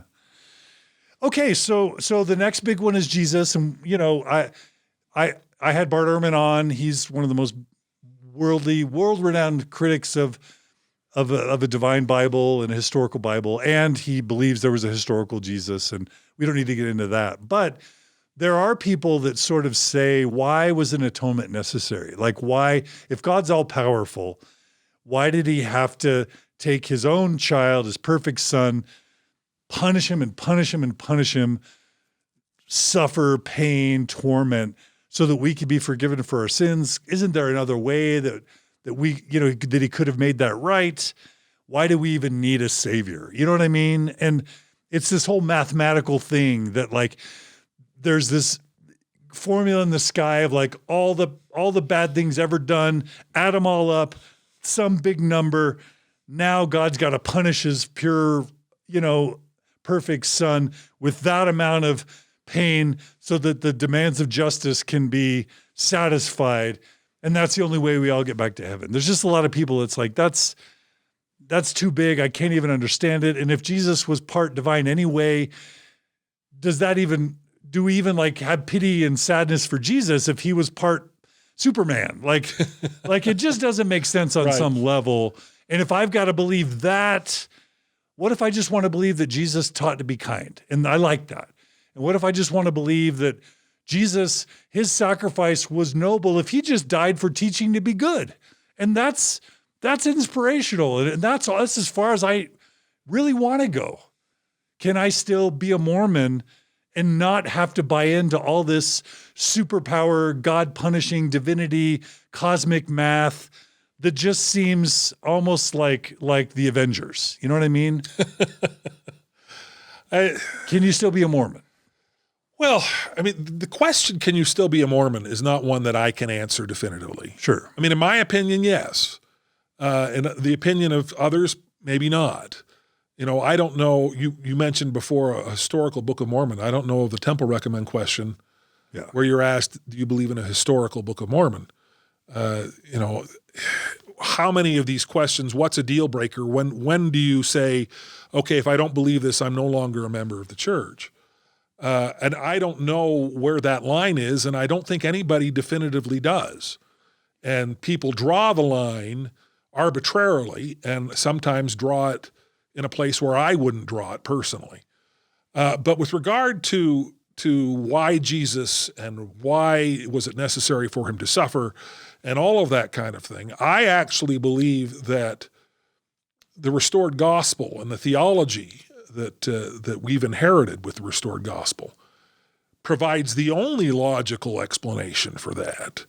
Because if you believe in a God ex nihilo, if you believe that there was nothing and then all of a sudden there was something and then God just made people and yet he made them in a way that they are imperfect and all of these kinds of things.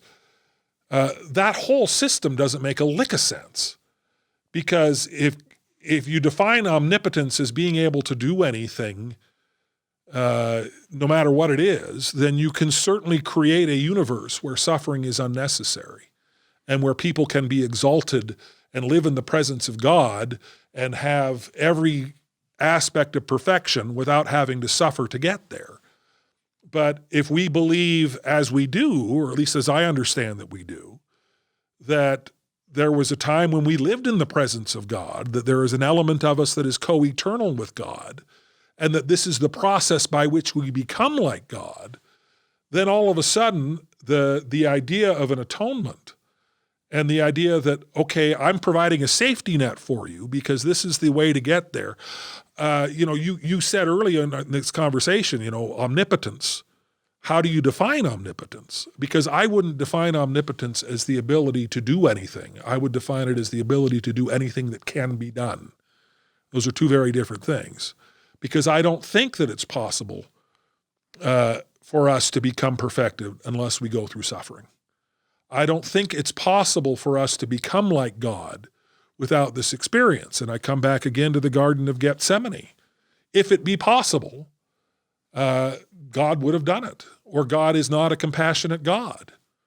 But it's not possible. The only way that we can do this is that we go through this suffering, and this suffering leaves us imperfect and scarred, and the atonement is necessary to be able to repair that kind of damage. Now, when you talk about it as the Avengers and you talk about this kind of stuff, I don't mean disrespect by that. No, I don't know. I know you don't. I don't mean disrespect. I know you don't. But the deeper I get into this, in terms of my own personal understanding, the less persuaded I am by ideas of magical manifestations, that there's something magical or I believe that the scriptural accounts that we have that describe things that would be cinematic in an Avengers kind of way are writers trying to put into language things that don't fit easily into language. And so they're using metaphor to some degree. This is opening the whole idea of how much of the scriptures do we need to take literally and that kind of stuff. And I find that to be a rather tedious discussion usually. But I don't think we can even begin. We're not even asked to try to comprehend what the atonement was. But was it this big, massive thing with angels fighting? I think whatever was happening in the soul of the Savior is something that we can't possibly begin to understand or comprehend. And that's kind of a cheat, I guess. But I just sort of back away from it and just stand in awe of the fact that God did not leave us unsaved. That going through this process, knowing that we were going to screw up, that we came here for the express purpose of screwing up, that he provided a way for us to be able to survive that experience. This comes back when I taught seminary for 3 years. My CES letter reply says, from a former CES employee. I was actually an independent contractor, so I guess that was illegal to say I was an employee. I was never an employee, but I taught early morning seminary, and I always wrestled with the idea of conflicting commandments. And I actually had parents in my seminary class say, you can't teach the Adam and Eve story because you're heretical on that. Because I always said, I don't believe in conflicting commandments. I don't believe God gives you conflicting commandments. If he did, then at what point would God come to the garden and say, well, you haven't multiplied and replenished the earth? Right. Well, I can't because I haven't taken this, that indicts God. As I've gotten older and I come to appreciate the lessons of the Adam and Eve story more than trying to sort of literally understand what it was that happened, I realize that each of us is Adam and Eve, because we chose to come to a place where we would be separated from God and where we would sin and where we would fall short. We each made that deliberate choice, and we each had to make that deliberate choice. And the theology of the restored gospel gives you the ability to put that in a context that I think the rest of the Christian world doesn't have, because we recognize that the suffering isn't an aberration. The suffering is the point. That we chose to do this because we knew that this was the only way. If it were possible that there were some other way, then we would have taken that way, but it isn't possible. The only way is for us to learn from our own experience the good from the evil, and for us to learn from our own experience the lessons that suffering teaches us. So I don't know that that's a satisfying answer to your question, because I can't begin to say that I understand why the atonement is necessary, and I certainly respect people who look at that and say, it just seems cruel, and it just seems over the top, and why can't a God just allow us all to be happy and perfect and wonderful without all of this? And I don't think anybody has a full answer to that question, but I think that the church has a better answer to that question than the rest of the Christian world does, with the framework of our theology. Right. I think that what we're trying to explore is this tension of, and this is a bit of just a follow-up, because on the one hand, what you're saying is we really don't know for sure. It's God and Jesus and the atonement are way too complex for anyone to really fully understand. They're too deep. They're too complex. But those are two different things. To say we don't know for sure and to say we don't fully understand. I think we can know for sure that there is a God and that there was an atonement, and but to fully understand that atonement, we're anywhere close to that. Right. Yeah. But the way that we're taught as Mormons, or at least the way I was taught as a Mormon, is like, this is the atonement, and this is how it works, and this is who God is, and this is what God's like. And that's kind of what distinguished Joseph Smith and his brand of Mormonism from all the other Protestant Christian religions that were around him. So it's like the more, and it gets to the point where we believe that we will become God someday, right? But then when you dig a little bit deeper, and Mike Wallace or whoever asked Gordon B. Hinckley about this, well, Gordon B. Hinckley says, well, I don't know that we teach it. I don't know that we emphasize it, and when our evangelical friends get all mad, like with the Godmakers, we're like, well, that's not necessarily Mormon doctrine. So I think there's something that I think we're reconciling with is the level of specificity and detail that we all grew up with, and that Joseph Smith claimed, with the reality that we really don't know much beyond these surface explanations that sometimes we backtrack on ourselves as a church. And the truth is, we all see through a glass darkly, and I think you would agree with that. But then when we're in seminary, that's not how we're taught. We're taught, this is the prophet talks to God, and right. This is what the scriptures mean. And so I think in a way we're set up sometimes to then lose our faith because we're taught too orthodox a view. I think there's a value to having an orthodox view when we're young and when we're teens and when we're young adults. Right. But that's what Fowler's Stages of Faith is about. Those orthodox views don't hold up.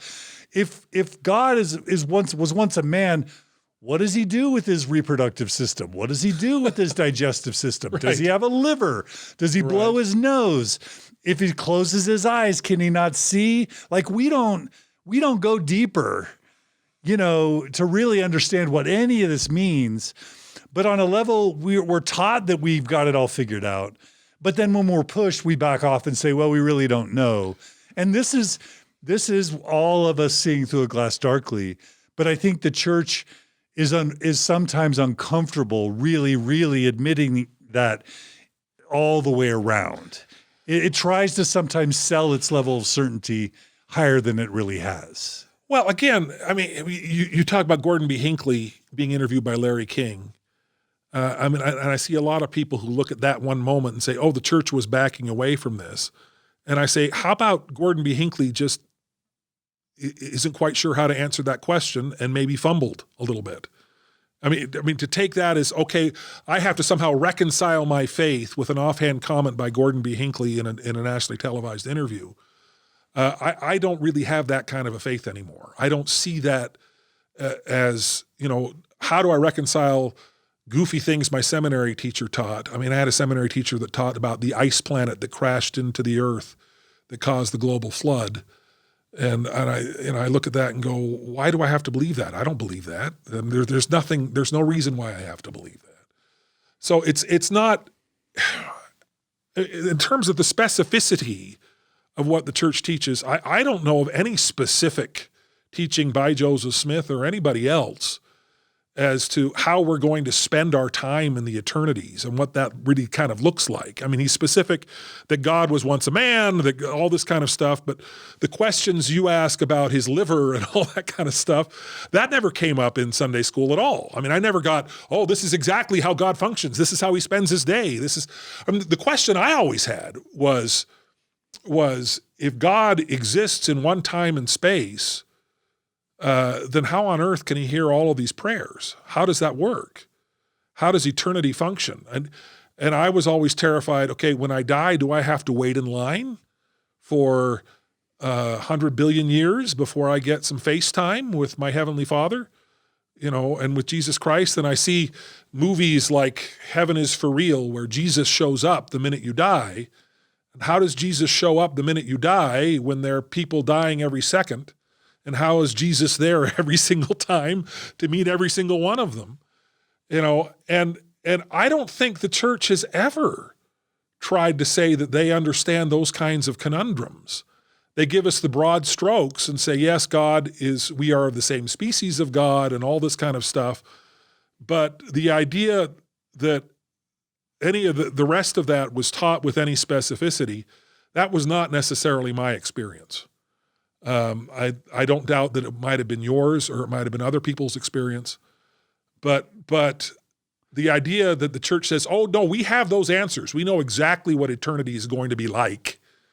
I haven't ever been in a Sunday school class where that's been the case. That's not actually what I'm arguing. What I'm saying is that when we teach the model of prophets speak to God, right, and then prophets tell us what's going on, and when we produce scripture, we give members the impression that we pretty much know all the details and all the important stuff, and you just need to believe this, and everything's going to be fine. We imbue within our youth and our adults this level of like knowledge and certainty. So what you're saying confidence. Is what you're saying is that we teach people to have faith in the prophet, that the prophet knows things that we don't.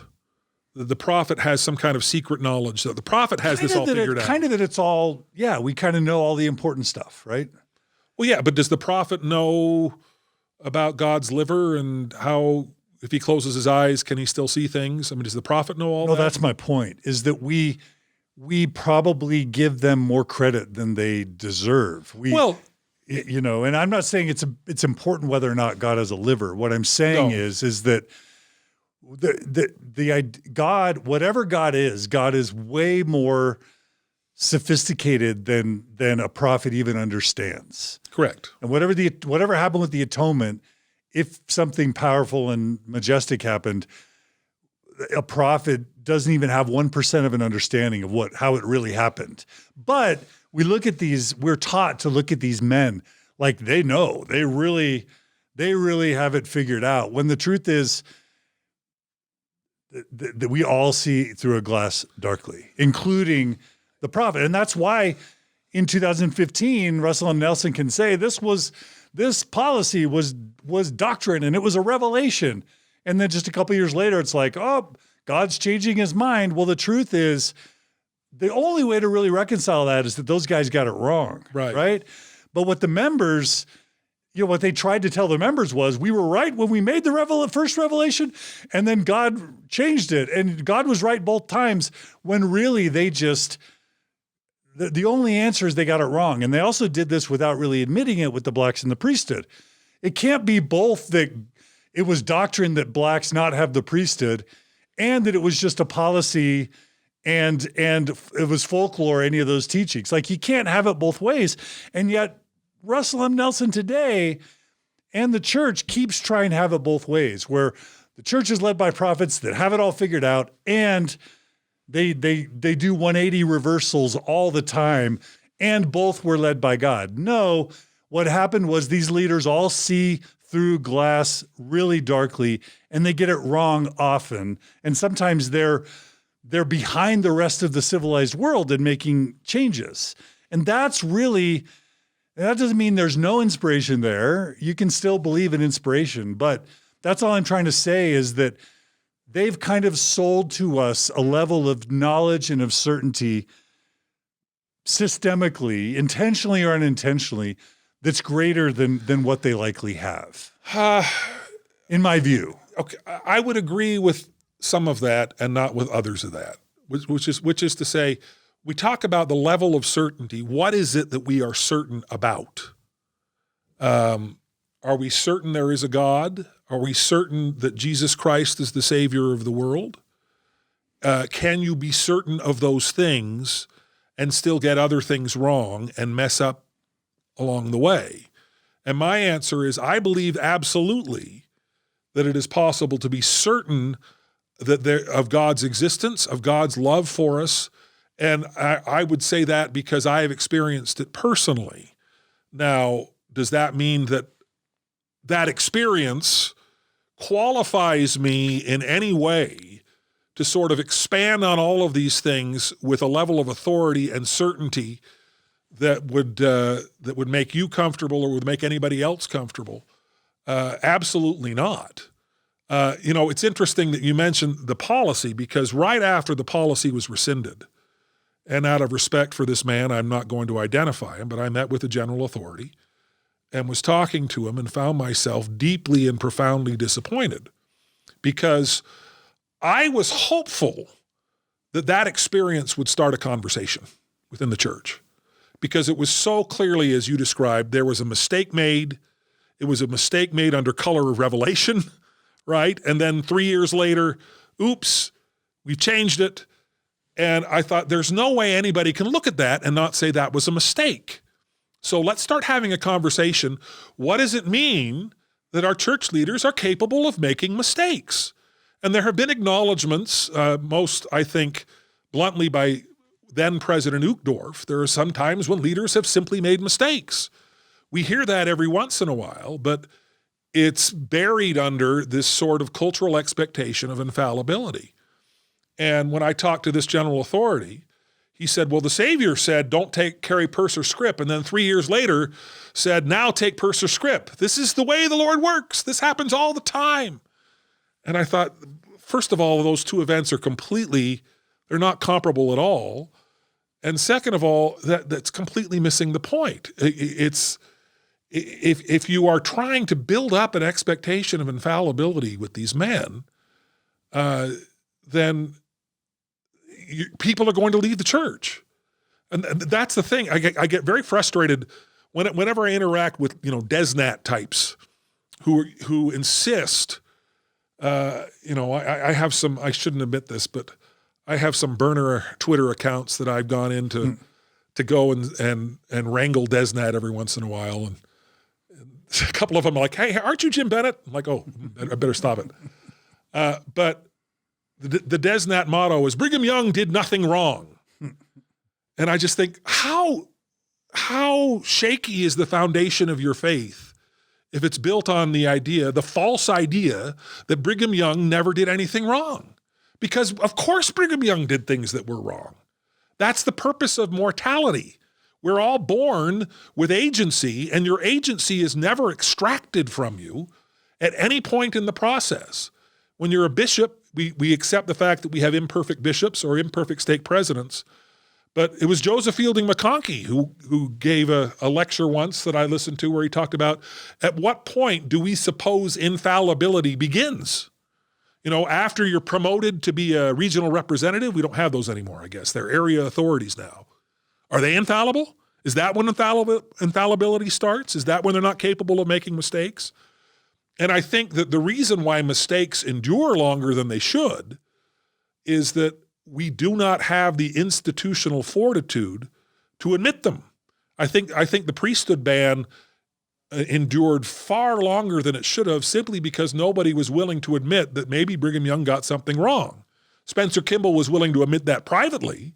He talked about, if you read his son's essay about the priesthood revelation, and he talks about the possibility that this was an error.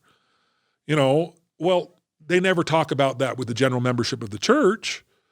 But you look at this, and there's no possible way to reconcile that without just saying, we got it wrong. And and that's the point of mortality, is to get things wrong. And the idea that somehow the church is immune from that, or that there has ever been a time on the face of the earth when prophets have been immune from that, is to disregard the entire biblical record. It's to disregard the Book of Mormon record. It's to disregard everything that we know about what human nature is and what we're taught human nature is. So I really feel very strongly that the root of all of our current problems with faith crisis is a false expectation of infallibility from the church and from its leaders. But with the way that we stand up when the prophet or the apostles enter the room, Right. and the way that we excommunicate people, well, we forbid people from criticizing them. We make it a temple covenant that you're not allowed to speak ill of them, which Evil speaking. But Yeah. the way that that's interpreted is to disagree. I mean, not always, but like if you stand up I've had friends that just said, they basically, all they said was, I disagree with the prophet on his LGBT stance, and their temple recommends were taken away. Right. Like, you have to admit that for 150 years, we may be willing to say, or the prophets may be willing to say, we're not perfect.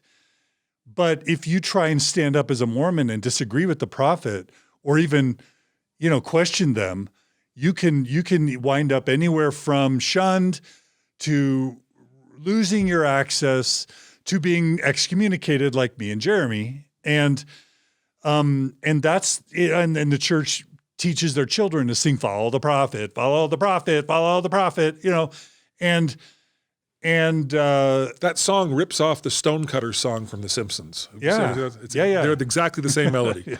Sorry. we do, Yeah. But this is a problem of the church's creation. It's a problem of the brethren's creation, because they bear testimony. I know beyond, with the testimony strong, they hype it that they're special witnesses of Christ. That, they perpetuate the belief that they have that bat phone that they talk to God, and that they shouldn't be disagreed with or criticized. Well, what does it mean to be a special witness of Christ? No. I'm talking about what the perception they give the members. Right. So you can have a very elegant and respectable view of all this. I'm just trying to get you to acknowledge, not to throw them under the bus, but just to acknowledge this is fundamentally a problem of the church's making, this overconfidence and overestimation of the brethren's level of inspiration and knowledge and infallibility. I believe, or why else are they excommunicating people and yanking their temple recommends and shunning them if they disagree? I mean, I'm trying to, maybe I'm being too guarded here, but I think there are two different things you're talking about. One is, or maybe we're talking about two different things, because you're talking about the idea that they sell that they know more than they actually do. And I may be interpreting that. They create a culture where they're adored and worshiped. Okay. But I look at that and see the problem as that they've created a culture where people believe they are infallible. And I'm not necessarily sure that's the same thing, right? I mean, do you have to be infallible to be the kind of special witness that you're describing? No, I think I honestly think infallibility is a bit of a red herring. You think it's a different thing? Well, all I'm saying is that we are nurtured to put them on a pedestal. The culture a culture has been nurtured where they are sold to us. They sell themselves to us as special witnesses of Christ. And what we all interpret from that in an unsophisticated way is that they have a bat phone and what they tell us comes from God. And when we have to stand up when they come in the room, right, and we speak about them when they're with so much reverence, and we're not allowed to publicly criticize them, and we take oaths and covenants not to ever criticize them. And so many people have been punished when they've tried to speak openly, to disagree with them or criticize them. That is a total culture that they have allowed and nurtured in some way, such that this becomes a reason why so many people leave, because they find out the emperor doesn't have the clothes that they thought they had, and then they're bailing. And I'm just saying this is partly a problem that goes right to the top, in my view. No, and I can understand that. I think you have a valid point to some degree. I always point out that I have never asked in a temple recommended interview if I agree with the brethren. I'm asked if I sustain the brethren. Right. And sustaining is not the same thing as agreeing. And I firmly believe that. At the same time, I mean, I recognize the temple covenants and all of those kinds of things. I'm trying not to throw the baby out with the bathwater, because I think you do have a point. I don't want you to throw the baby out. No, but I think you do have a point. I think there are cultural problems. I think it stems from this idea of infallibility. I mean, the bat phone to God. I mean, I think there are people who believe that every Thursday meeting that the apostles have, there's an extra chair because Jesus comes and runs the meeting sometimes, and sometimes he lets other people run the meetings and all that kind of thing. And we have that sort of cultural expectation, and I think that's nonsense. And I think that it's not hard to discover that that's nonsense within a faithful perspective within the church. But if you don't really want to push at all, if you don't really want to talk to anybody, I mean, if you were to talk, my father's conversation with Harold B. Lee, if you were to talk to the brethren one-on-one, and I have talked to the brethren one-on-one on several occasions, they would say a large degree of that is nonsense. Right. But that's culturally, if you the have expectation private, is there. I met with Elder Holland a couple of times. He was very personable and humble. Right. But what I think is undeniable is that there is a culture that's been created where, yes, they'll acknowledge their frailties privately, and yes, occasionally we've had someone get up in general conference and say, hey, we're not perfect. But whenever a member publicly speaks out and says, I disagree, or you're wrong, or you're hurting people, you more often than not, those people have had their heads chopped off, either, spiritually or membership wise or culturally. And that's a culture that the brethren have continued to allow, but they're getting better. Yeah, well, that I think that's the one where I'm not quite sure. I'm trying to put this at when I went on the Bill Reel podcast, and I talked about how much I disagreed with the policy, the November 2015 policy, and Bill Reel really zeroed in on my difficulty struggling, and I continue to struggle with the church's stand on LGBTQ issues.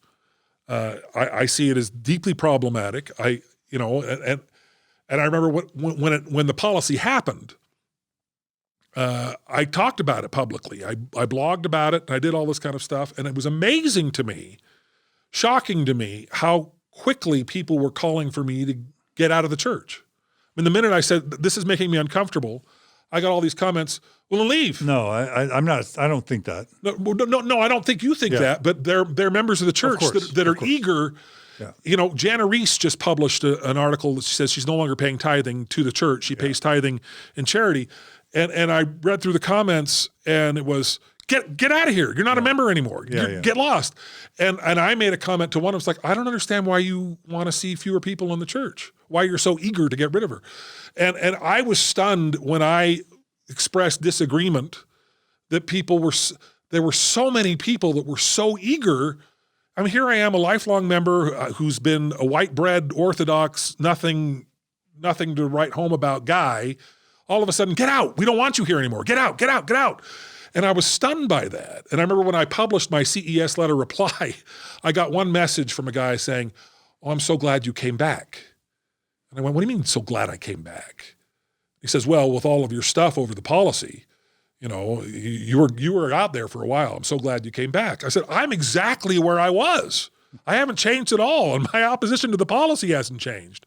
This is my faith, and my faith includes a recognition that these leaders can get things wrong. And I believe that these leaders in good faith have gotten something very profoundly wrong in this case."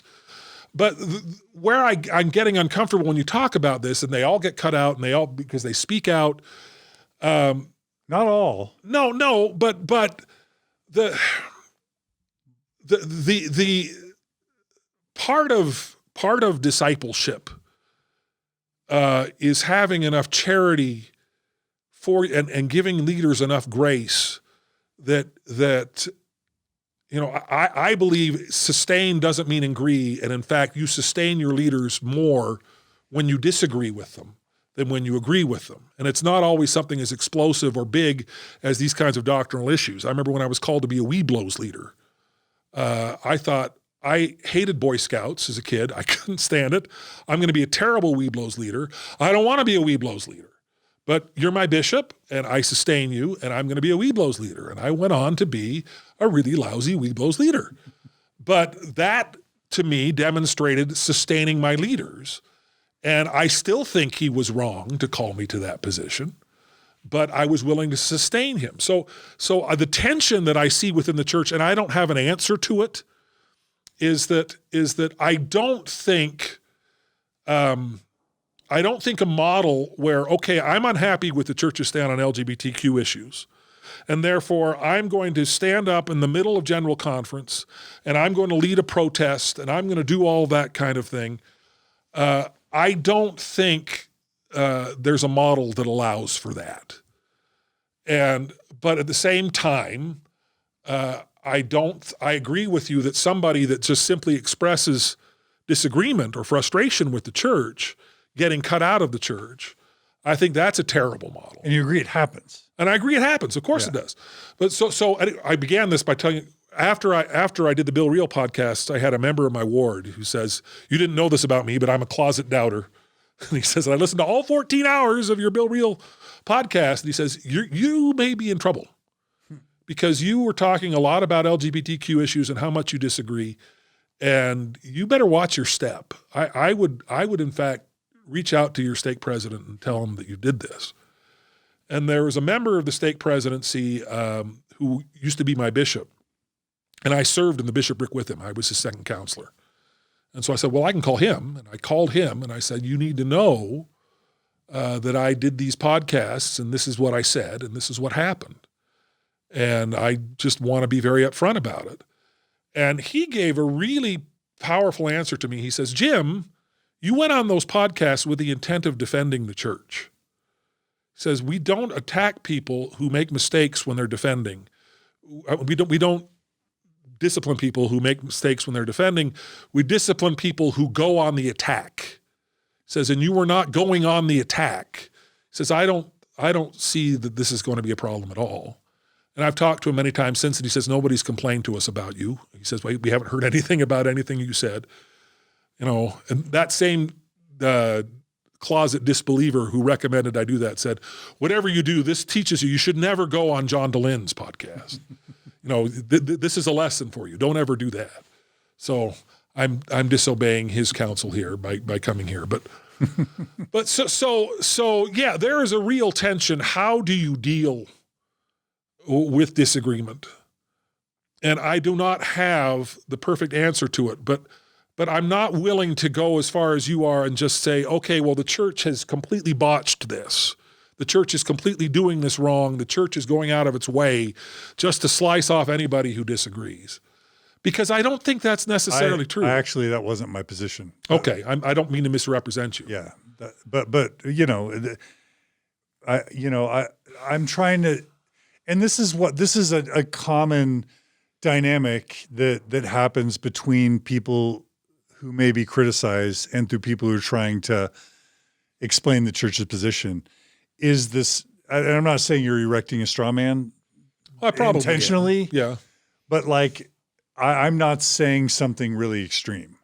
I'm merely just saying that a lot of people were raised with unrealistic expectations about what it means to be a prophet and what truth is and what doctrine is. Right. And they found out that what they were taught doesn't really align with reality. Right. And a lot of people along the way who didn't express their concerns in the right way were cut off.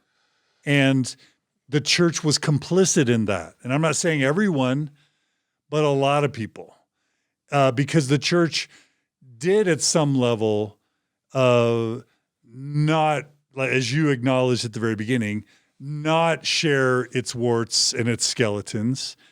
And the church absolutely punished people for decades and decades and decades who spoke out in the wrong ways that the church didn't like.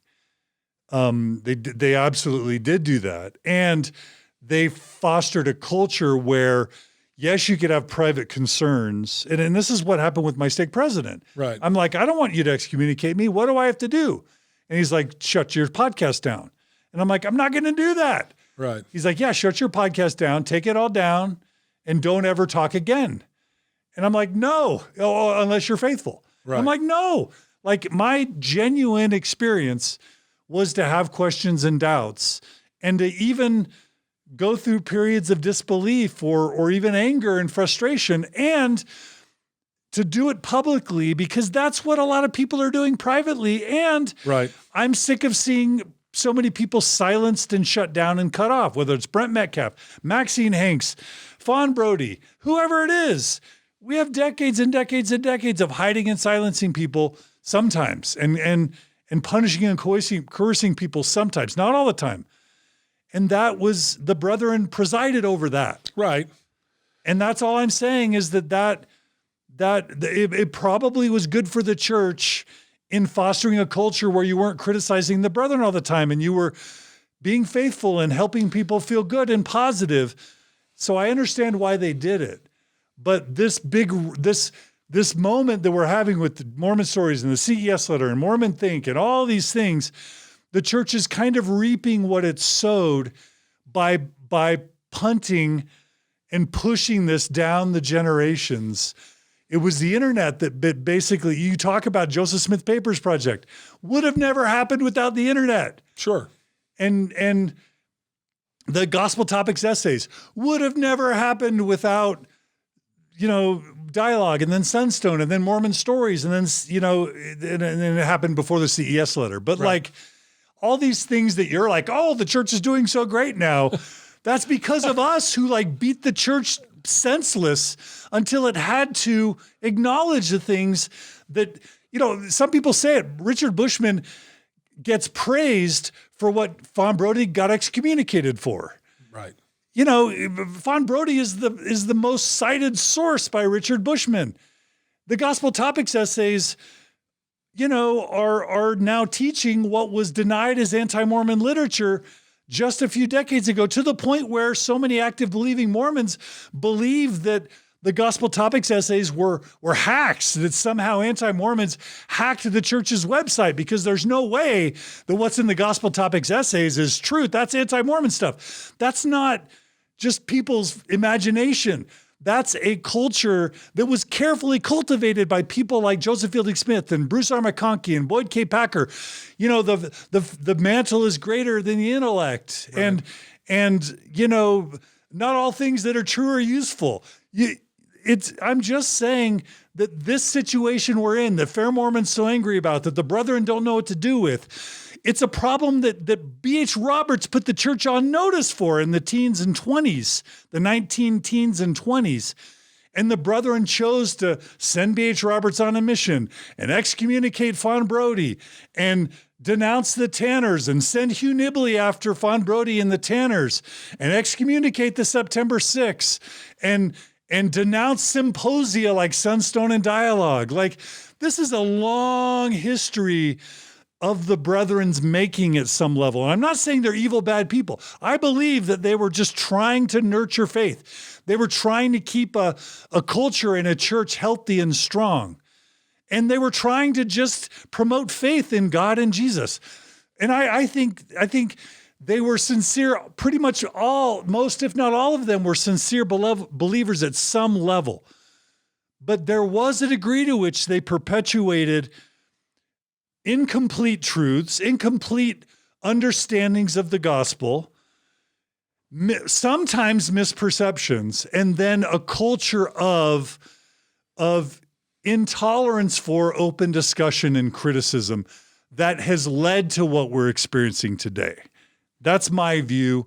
And obviously I would love for you to go, yeah, I can see that. Not to agree with all of it, but to go, yeah, I acknowledge that there's truth in what you're saying. Well, because to me, it's so obvious. You know what I mean? Yeah. Well, so how do you put Sterling McMurrin into that model? Do you know Sterling McMurrin? Yeah, of course. Yeah, of course. Well, because Sterling McMurrin, they were threatening to excommunicate Sterling McMurrin, and David O. McKay said to him, they call a church court, I'm going to be the first person that comes and is a witness on your behalf. He was lucky. Right. He was lucky. Like, if you know the right people, if you're friends with the right people, but Fawn Brody, David O. McKay didn't stop. Right. But so again, my point isn't that everyone got excommunicated who disagreed. No, but that's not my point. What I'm saying, when you paint the picture that way, I mean, I listen to that, and again, I'm not trying to disagree specifically with it, but one of the things that is at issue, and this is kind of my whole approach in my reply to the CES letter and everything else, is that you can look at the same set of facts and come to a very different set of conclusions. And if I came down from Mars and I knew nothing about the church and I heard what you had just said, my reaction would have been, boy, these guys in Salt Lake City must be the biggest monsters on the face of the earth. And I'm not making that argument. No, but that's again going to the extreme, right? No, I understand that. But the point is that what's happening in terms of how the church grows and understands and matures in terms of how it deals with disagreement and deals with doubt lends itself to plenty of examples where people have done that very poorly. People on every level. And people continue to do that very poorly. So I can look at that and I can sit there and go, yeah, we can go through every single case and I can give you my opinion. That person should have been excommunicated. No, that person shouldn't have been. That to me is not a productive exercise. I mean, I don't even want to go in and say whether or not you should have been excommunicated or anybody else. I mean, I don't want to second guess anybody in terms of any of that. I don't see how that's productive. Yeah. What I look at in terms of how this functions is not necessarily. I look at the trajectory of the church. I look at where we are going. I look at what we are learning from what we have already done. And I think we are drawing we are reaping the whirlwind in spots where we have made serious and profound mistakes. Yeah. But I think that is also driving us toward policies of greater openness, policies of greater change. And I want to celebrate and embrace that. Sure. And you know, so when you tell me about all of these things, and I listen to this and I go, in this documentary that we're involved with Robert Reynolds, John Gustav Rathall talks about his experience as an excommunicated gay Latter-day Saint. And he says, if you want the church to be a welcoming place for gay people, you can't leave the church, because who is the church? You are the church. And I see that as my role as I look at this and go, okay, I can listen to all this and take all of this in, but I don't, these are my people. Yeah. This is my church. My church is doing this. Yeah. I am a part of a church that has done things that are wrong and are frustrating.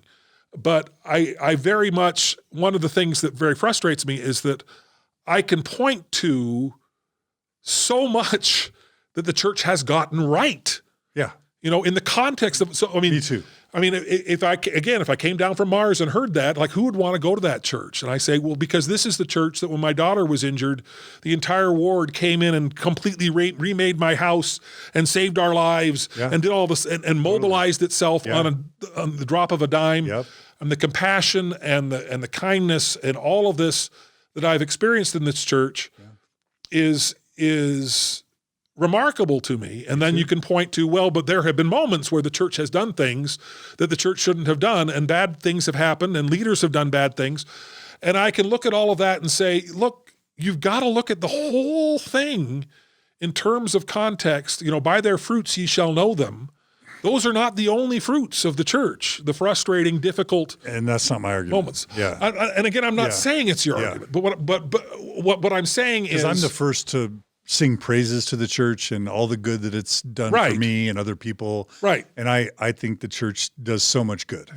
I think the core problem at the heart of all of that is a false expectation of infallibility. Which I am just trying to say that the leadership has helped to foster that false expectation. I don't think there's any question. Yeah. Okay. I don't think there's any question. And then the only other thing I'll say is that, number one, it's smart for you to focus on the future and the positive things, because that is how you keep your membership intact, right?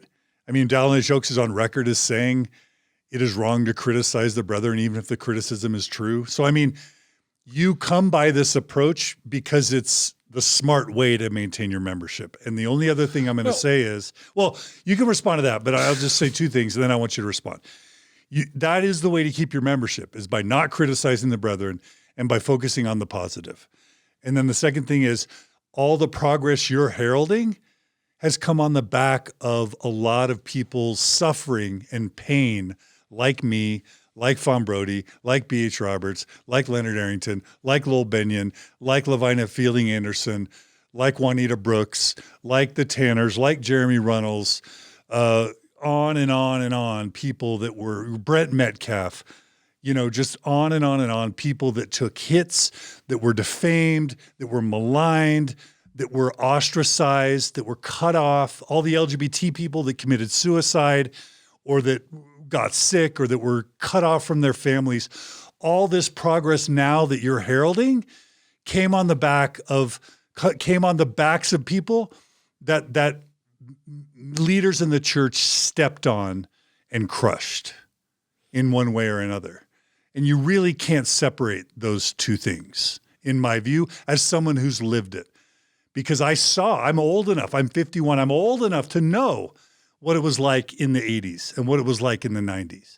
And all this stuff you're heralding came after Google, came after blogs, came after podcasts, came after the internet, and came after so many people got crushed. So what you're saying is that we learn from suffering. That the progress of the church that you herald has come on the backs of people that the church and its culture crushed. It's kind of like you enjoy the railroad now, but you have to acknowledge all the people that died to make the railroad. Right? It's dual. So don't throw them under the bus. And it's kind of the spirit of, I think, why you're here, why you support Jeremy Runnells and why you're on my podcast. I don't know that you're able to admit it or willing to admit it or want to admit it, but I feel respect from you. And I think Jeremy feels respect from you. And I think we'll get farther. There'll be less enemies in the church when critics are not demonized, but they're acknowledged as being important change makers. Even Jenna Reese, I'm sure she gets some heat for what she does. And there's a billion people, Peggy Fletcher Stack, so many pioneers, right? We'll get so much farther if we can just go, the brethren, there are probably a lot of things the brethren got wrong, and there are probably a lot of people that got mistreated. You don't have to name names. You don't have to say it was all worthless. I'm just saying that people who now herald the progress can't do that in good conscience and good faith without acknowledging the people that got crushed, that allowed the progress to happen. And can't we just acknowledge that?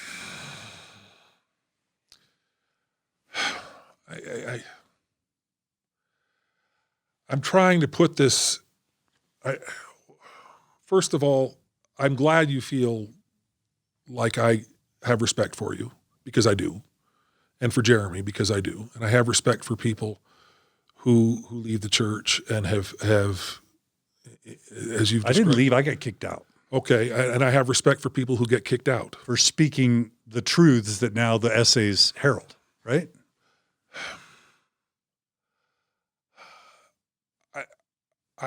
The reason why I am being so hesitant is not because I'm trying to. It's not because I'm trying to deny factually anything that you're saying. I am hesitant to just say, oh yes, absolutely, what you just said is 100% right, and golly, I get very frustrated and exasperated by binary approaches to these issues. Yeah. And I feel like that's a binary approach to this. What is?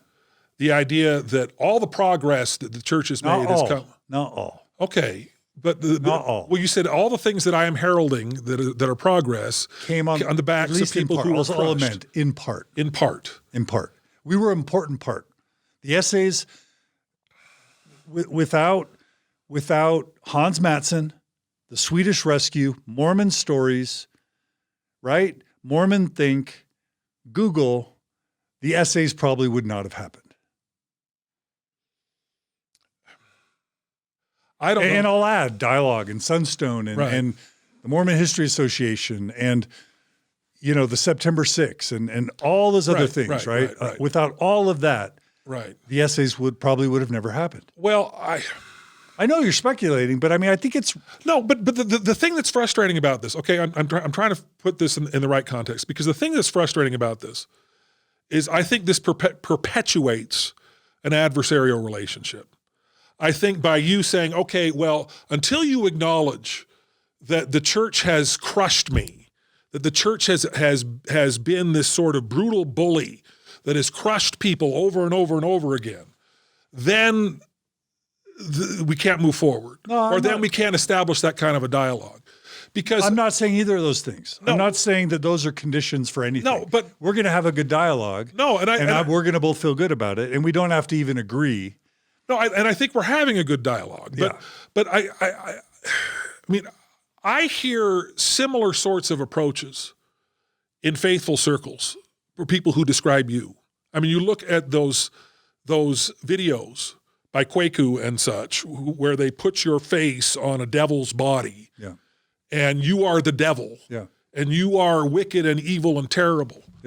And they will come and they will say, the number of people that Jeremy Runnells and John DeLynn have driven out of the church because they have been, they are eager to destroy the faith of all of these people.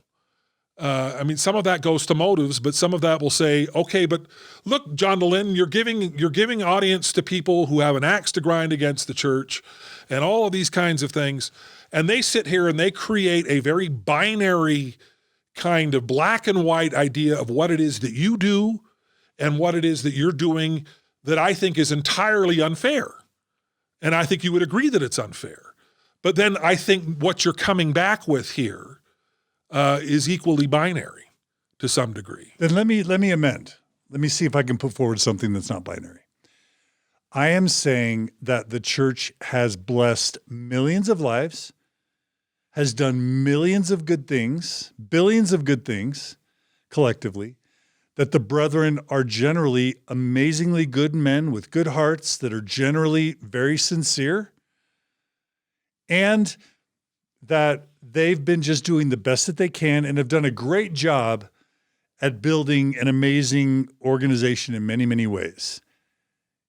And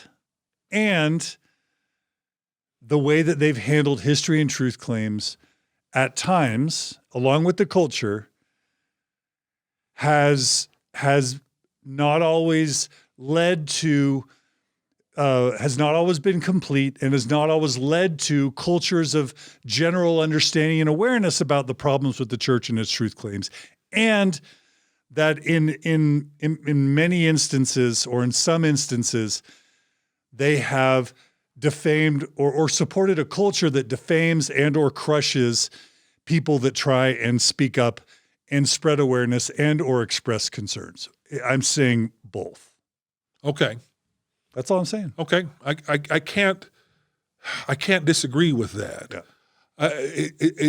And I don't know if it, And I'll add, and many critics have gone too far, that many critics have gotten so angry, it was like Margaret Toscano once said in a very early Mormon Stories interview, like if you're sitting in the back seat and there's no air conditioning and it gets really hot, it's like, hey, mom and dad, can you turn up the AC? And they don't hear you. And they say, okay, you speak a little louder. And it gets to the point where you start screaming. And whether it's new name Noah or Jeremy or me or whoever, yes, there's a point where we've all screamed too loudly, gotten too angry, crossed lines. Like I'll even add, I'll up the ante and say, we've all messed up in the amount of anger or frustration that we've brought, that we have spearheaded many unproductive conversations. And I would just say sometimes that's out of frustration for being not heard or not respected or not valued. But I'm even going to throw that on the pile and say, when the brethren have crushed or been brutal to people or the church culture, sometimes we have shared in culpability. I'm even going to add that. How's that to sweeten the pot? Well, Does that sweeten the pot? I think we're talking about different pots to some degree. I mean, because again, it's not my goal here to just say to say the brethren have never done anything wrong. Yeah. Or to deny anything that they may have done wrong. It's to say that perpetuating grievances isn't necessarily helpful. If it's just repentance. I'm just talking about, ideally, we all learned what the steps of repentance are. Right. And they include acknowledging the error. Right. Apologizing. Right. And then making amends. Right. And that's something that Down H. Oaks is explicitly on record as saying we don't do as a church. Right. We don't acknowledge our problems. We don't ask for apologies or grant them. Or them, And so, it's not your job to do their job, but that's something that would be good. But I sustained Dallin Oaks. And so, do you wish the church could follow those steps of repentance ideally? Yeah, I do. Yeah, me too. I do. Me too. That said, yeah, we don't know what it's like to be them, right? I had a really fascinating conversation with a openly gay member of the church recently, and I asked him, "How do you do this? How do you because?" And one of the things he said is that he says, "I believe they're prophets, seers, and revelators because I don't think Dallin Oaks would say Black Lives Matter unless God made him say that." And he wasn't talking in terms of bat phone to God, that, any of that kind of stuff. But I look at I really feel it's necessary to grant Dallin Oaks the grace of understanding that I want him and the church and the Lord to grant to me. So as I sit here, I get uncomfortable, not because I'm trying to preserve my membership, quote unquote, or I'm scared. I really feel like being a disciple and being a member of this church, part of that process is sustaining leaders who occasionally and sometimes very often I don't agree with or I don't particularly like. Remember my uncle saying, he says, I sustain Ezra Taft Benson as a prophet. I don't like him at all, but I believe he's a prophet. And he was a stake president at the time he said this and all of that kind of stuff, but he didn't say it publicly. He didn't say it on a blog. He didn't say it on your podcast. And I don't know what the consequences would have been had he done that. The reason why it's frustrating is because the framework of the church is designed in order for us to put people in leadership positions and sustain them despite their fallibility. And so that puts constraints in terms of how you deal with somebody who is doing things that you don't like in ways and sometimes they cross lines that require them to be removed from their positions. A bishop who calls me to be a Weeblos leader is still acting righteously, even if I think they're doing something wrong. A bishop that is encouraging people to commit adultery needs to be removed because he's doing something really terrible. So you look at this and you say, okay, how do we sustain these leaders and support them and build them? Because part of the challenge of discipleship is accepting the authority of 15 men who have, but I believe I have as much access to God as they do, but they are the ones who are called to manage this church and to run this church on a day-to-day basis. And they are the ones with the authority that I sustain to be able to do that. And they are going to do that in ways that I do not always agree with. So what do? Do I protest against them? How do I deal with that? There is a genuine tension that is built into the system, is what I'm trying to say. It's not all just cultural, and it's not all just that these are men that have acted with unrighteous dominion. There have been times when they have, and there have been times when they've done things that are wrong, and there have been times when they have crushed people that they shouldn't have crushed. I would absolutely agree with that. But I don't want to throw the baby out with the bathwater, because I think that the way the church is structured and the way that the gospel has always been structured. You look back at ancient Israel, and you look at, the children of Israel, and it was always amazing to me as a kid to talk about these guys were a mess. These guys screwed up this way and sideways, and they had manna falling from heaven. They should have known better, all that kind of stuff. The more you look at the dynamic of how the Lord deals with people and how the prophets interact, you always have the same kinds of excesses and problems and mistakes in all of these organizations that have existed through history, and all of these structures and all of these cultures and all of these tribes. None of this is new. And so when you outline it the way you've outlined it, I bristle a little bit, not because I'm trying to say you're not telling me the truth. I'm trying to say this is the way it has always been. This is the way humanity functions in and out of the church. And so yes, the church is getting better. Would the church get better as quickly if you hadn't been pushing back, or if these kinds of things?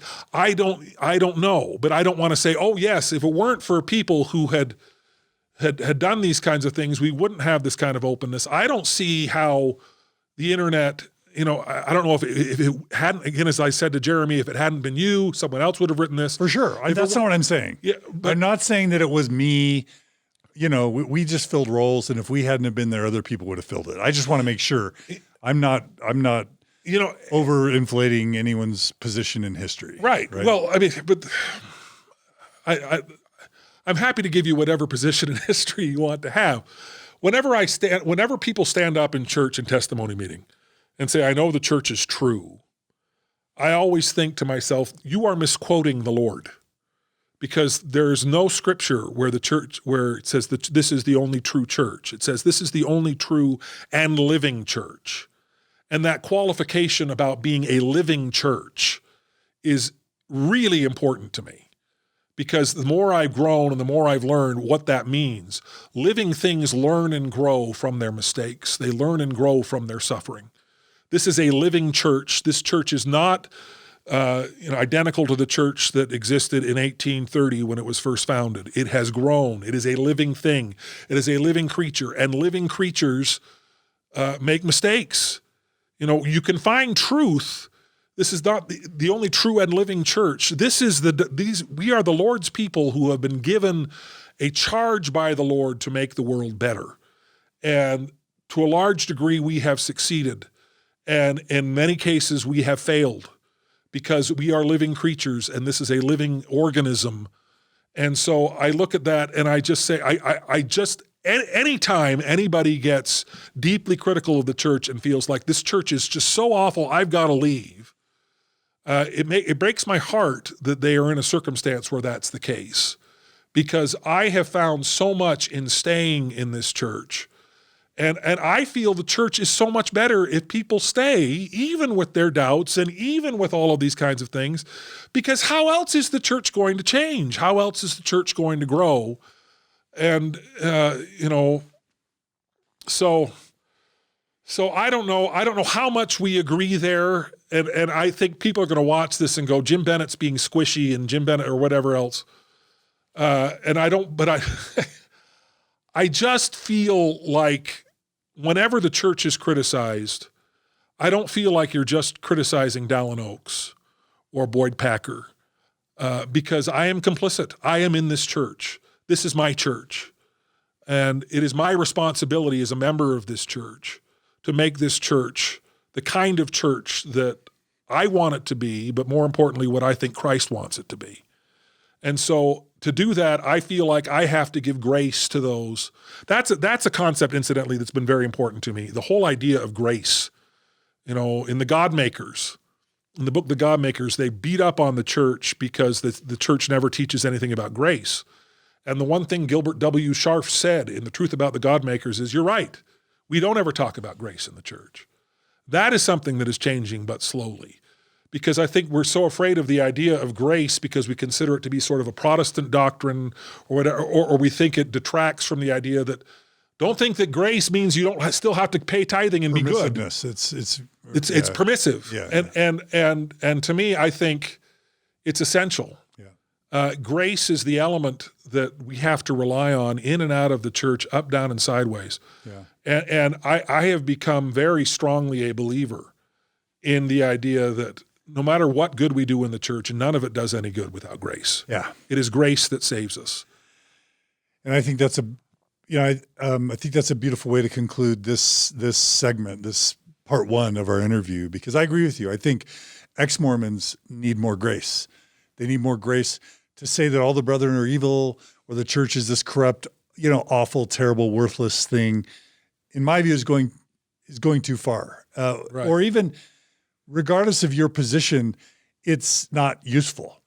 If you want, if your goal is to get as many people to the right place as possible, you're going to get there by having grace faster. You're going to get more people to the right place, whatever the right place is, whatever your right place is. You're going to get more people there faster with grace than you are with militancy and just unqualified negativity. And so I think that's a great way to kind of end this segment is I think where we're really in agreement. Let's all have more grace. I had a guy reach out to me just today. There have been people smearing me. It's been going on for years. And, he posted some stuff to a group that I minister and I blocked him. And then he messages me and he says, "Hey, why'd you block me?" And I'm like, "You're spreading smears." And I called him, you know what I mean? Because he was all mad at me and he was a donor. And I called him. And he's like, "Well, what are you going to say about all these things that you've been accused of?" And I'm like, "Let me go through all of them." And I spent 30 minutes with them and said, "Here's my answer to all the claims." And anyway, for me, it was a really beautiful thing because I think we reconciled. I think we came to good understandings of each other. But he also told me, he's like, one of the things I'm really angry about with Mormon Stories is that I feel like it's most effective when it's kind and when it's balanced. And what I don't want to see, John, is Mormon Stories get too angry and too sarcastic and too bitter, because I think it's going to lose its effectiveness. And I think both our sides are going to be more effective when we have more grace. Absolutely. And I think that's a great way to conclude this segment. And I think we can kumbaya around grace. I think we can. Can we kumbaya around grace? Sure. So thanks for being so graceful, Jim Bennett. Thank you for being so graceful, John DeLynn. Are you ready for a potty break? Yeah, let's do that. So really quick, don't go away. We're going to come right back with more. We're going to talk about Joseph Smith, the Book of Abraham, the Book of Mormon. We're going to talk about, the temple, the Masonic ceremonies, and there'll be that whole segment on kind of Joseph Smith and Mormon scripture. And then I think we'll probably end with kind of race stuff in the church and LGBT stuff. And I don't know how long this is going to go, but don't go away. We're going to end this segment now, and we'll be right back with part 2 of more with Jim Bennett. author of A Faithful Reply to the CES Letter from a former CES employee and son of former Utah Senator Bob Bennett, and a great guy, and a person that's willing to engage in constructive dialogue. And I'm just super grateful that you're here and that you exist. I am grateful that you exist as well. This is good. All right. Thanks, Jim. Thanks, everybody. We'll see you guys soon. Don't go away. Join us for part 2.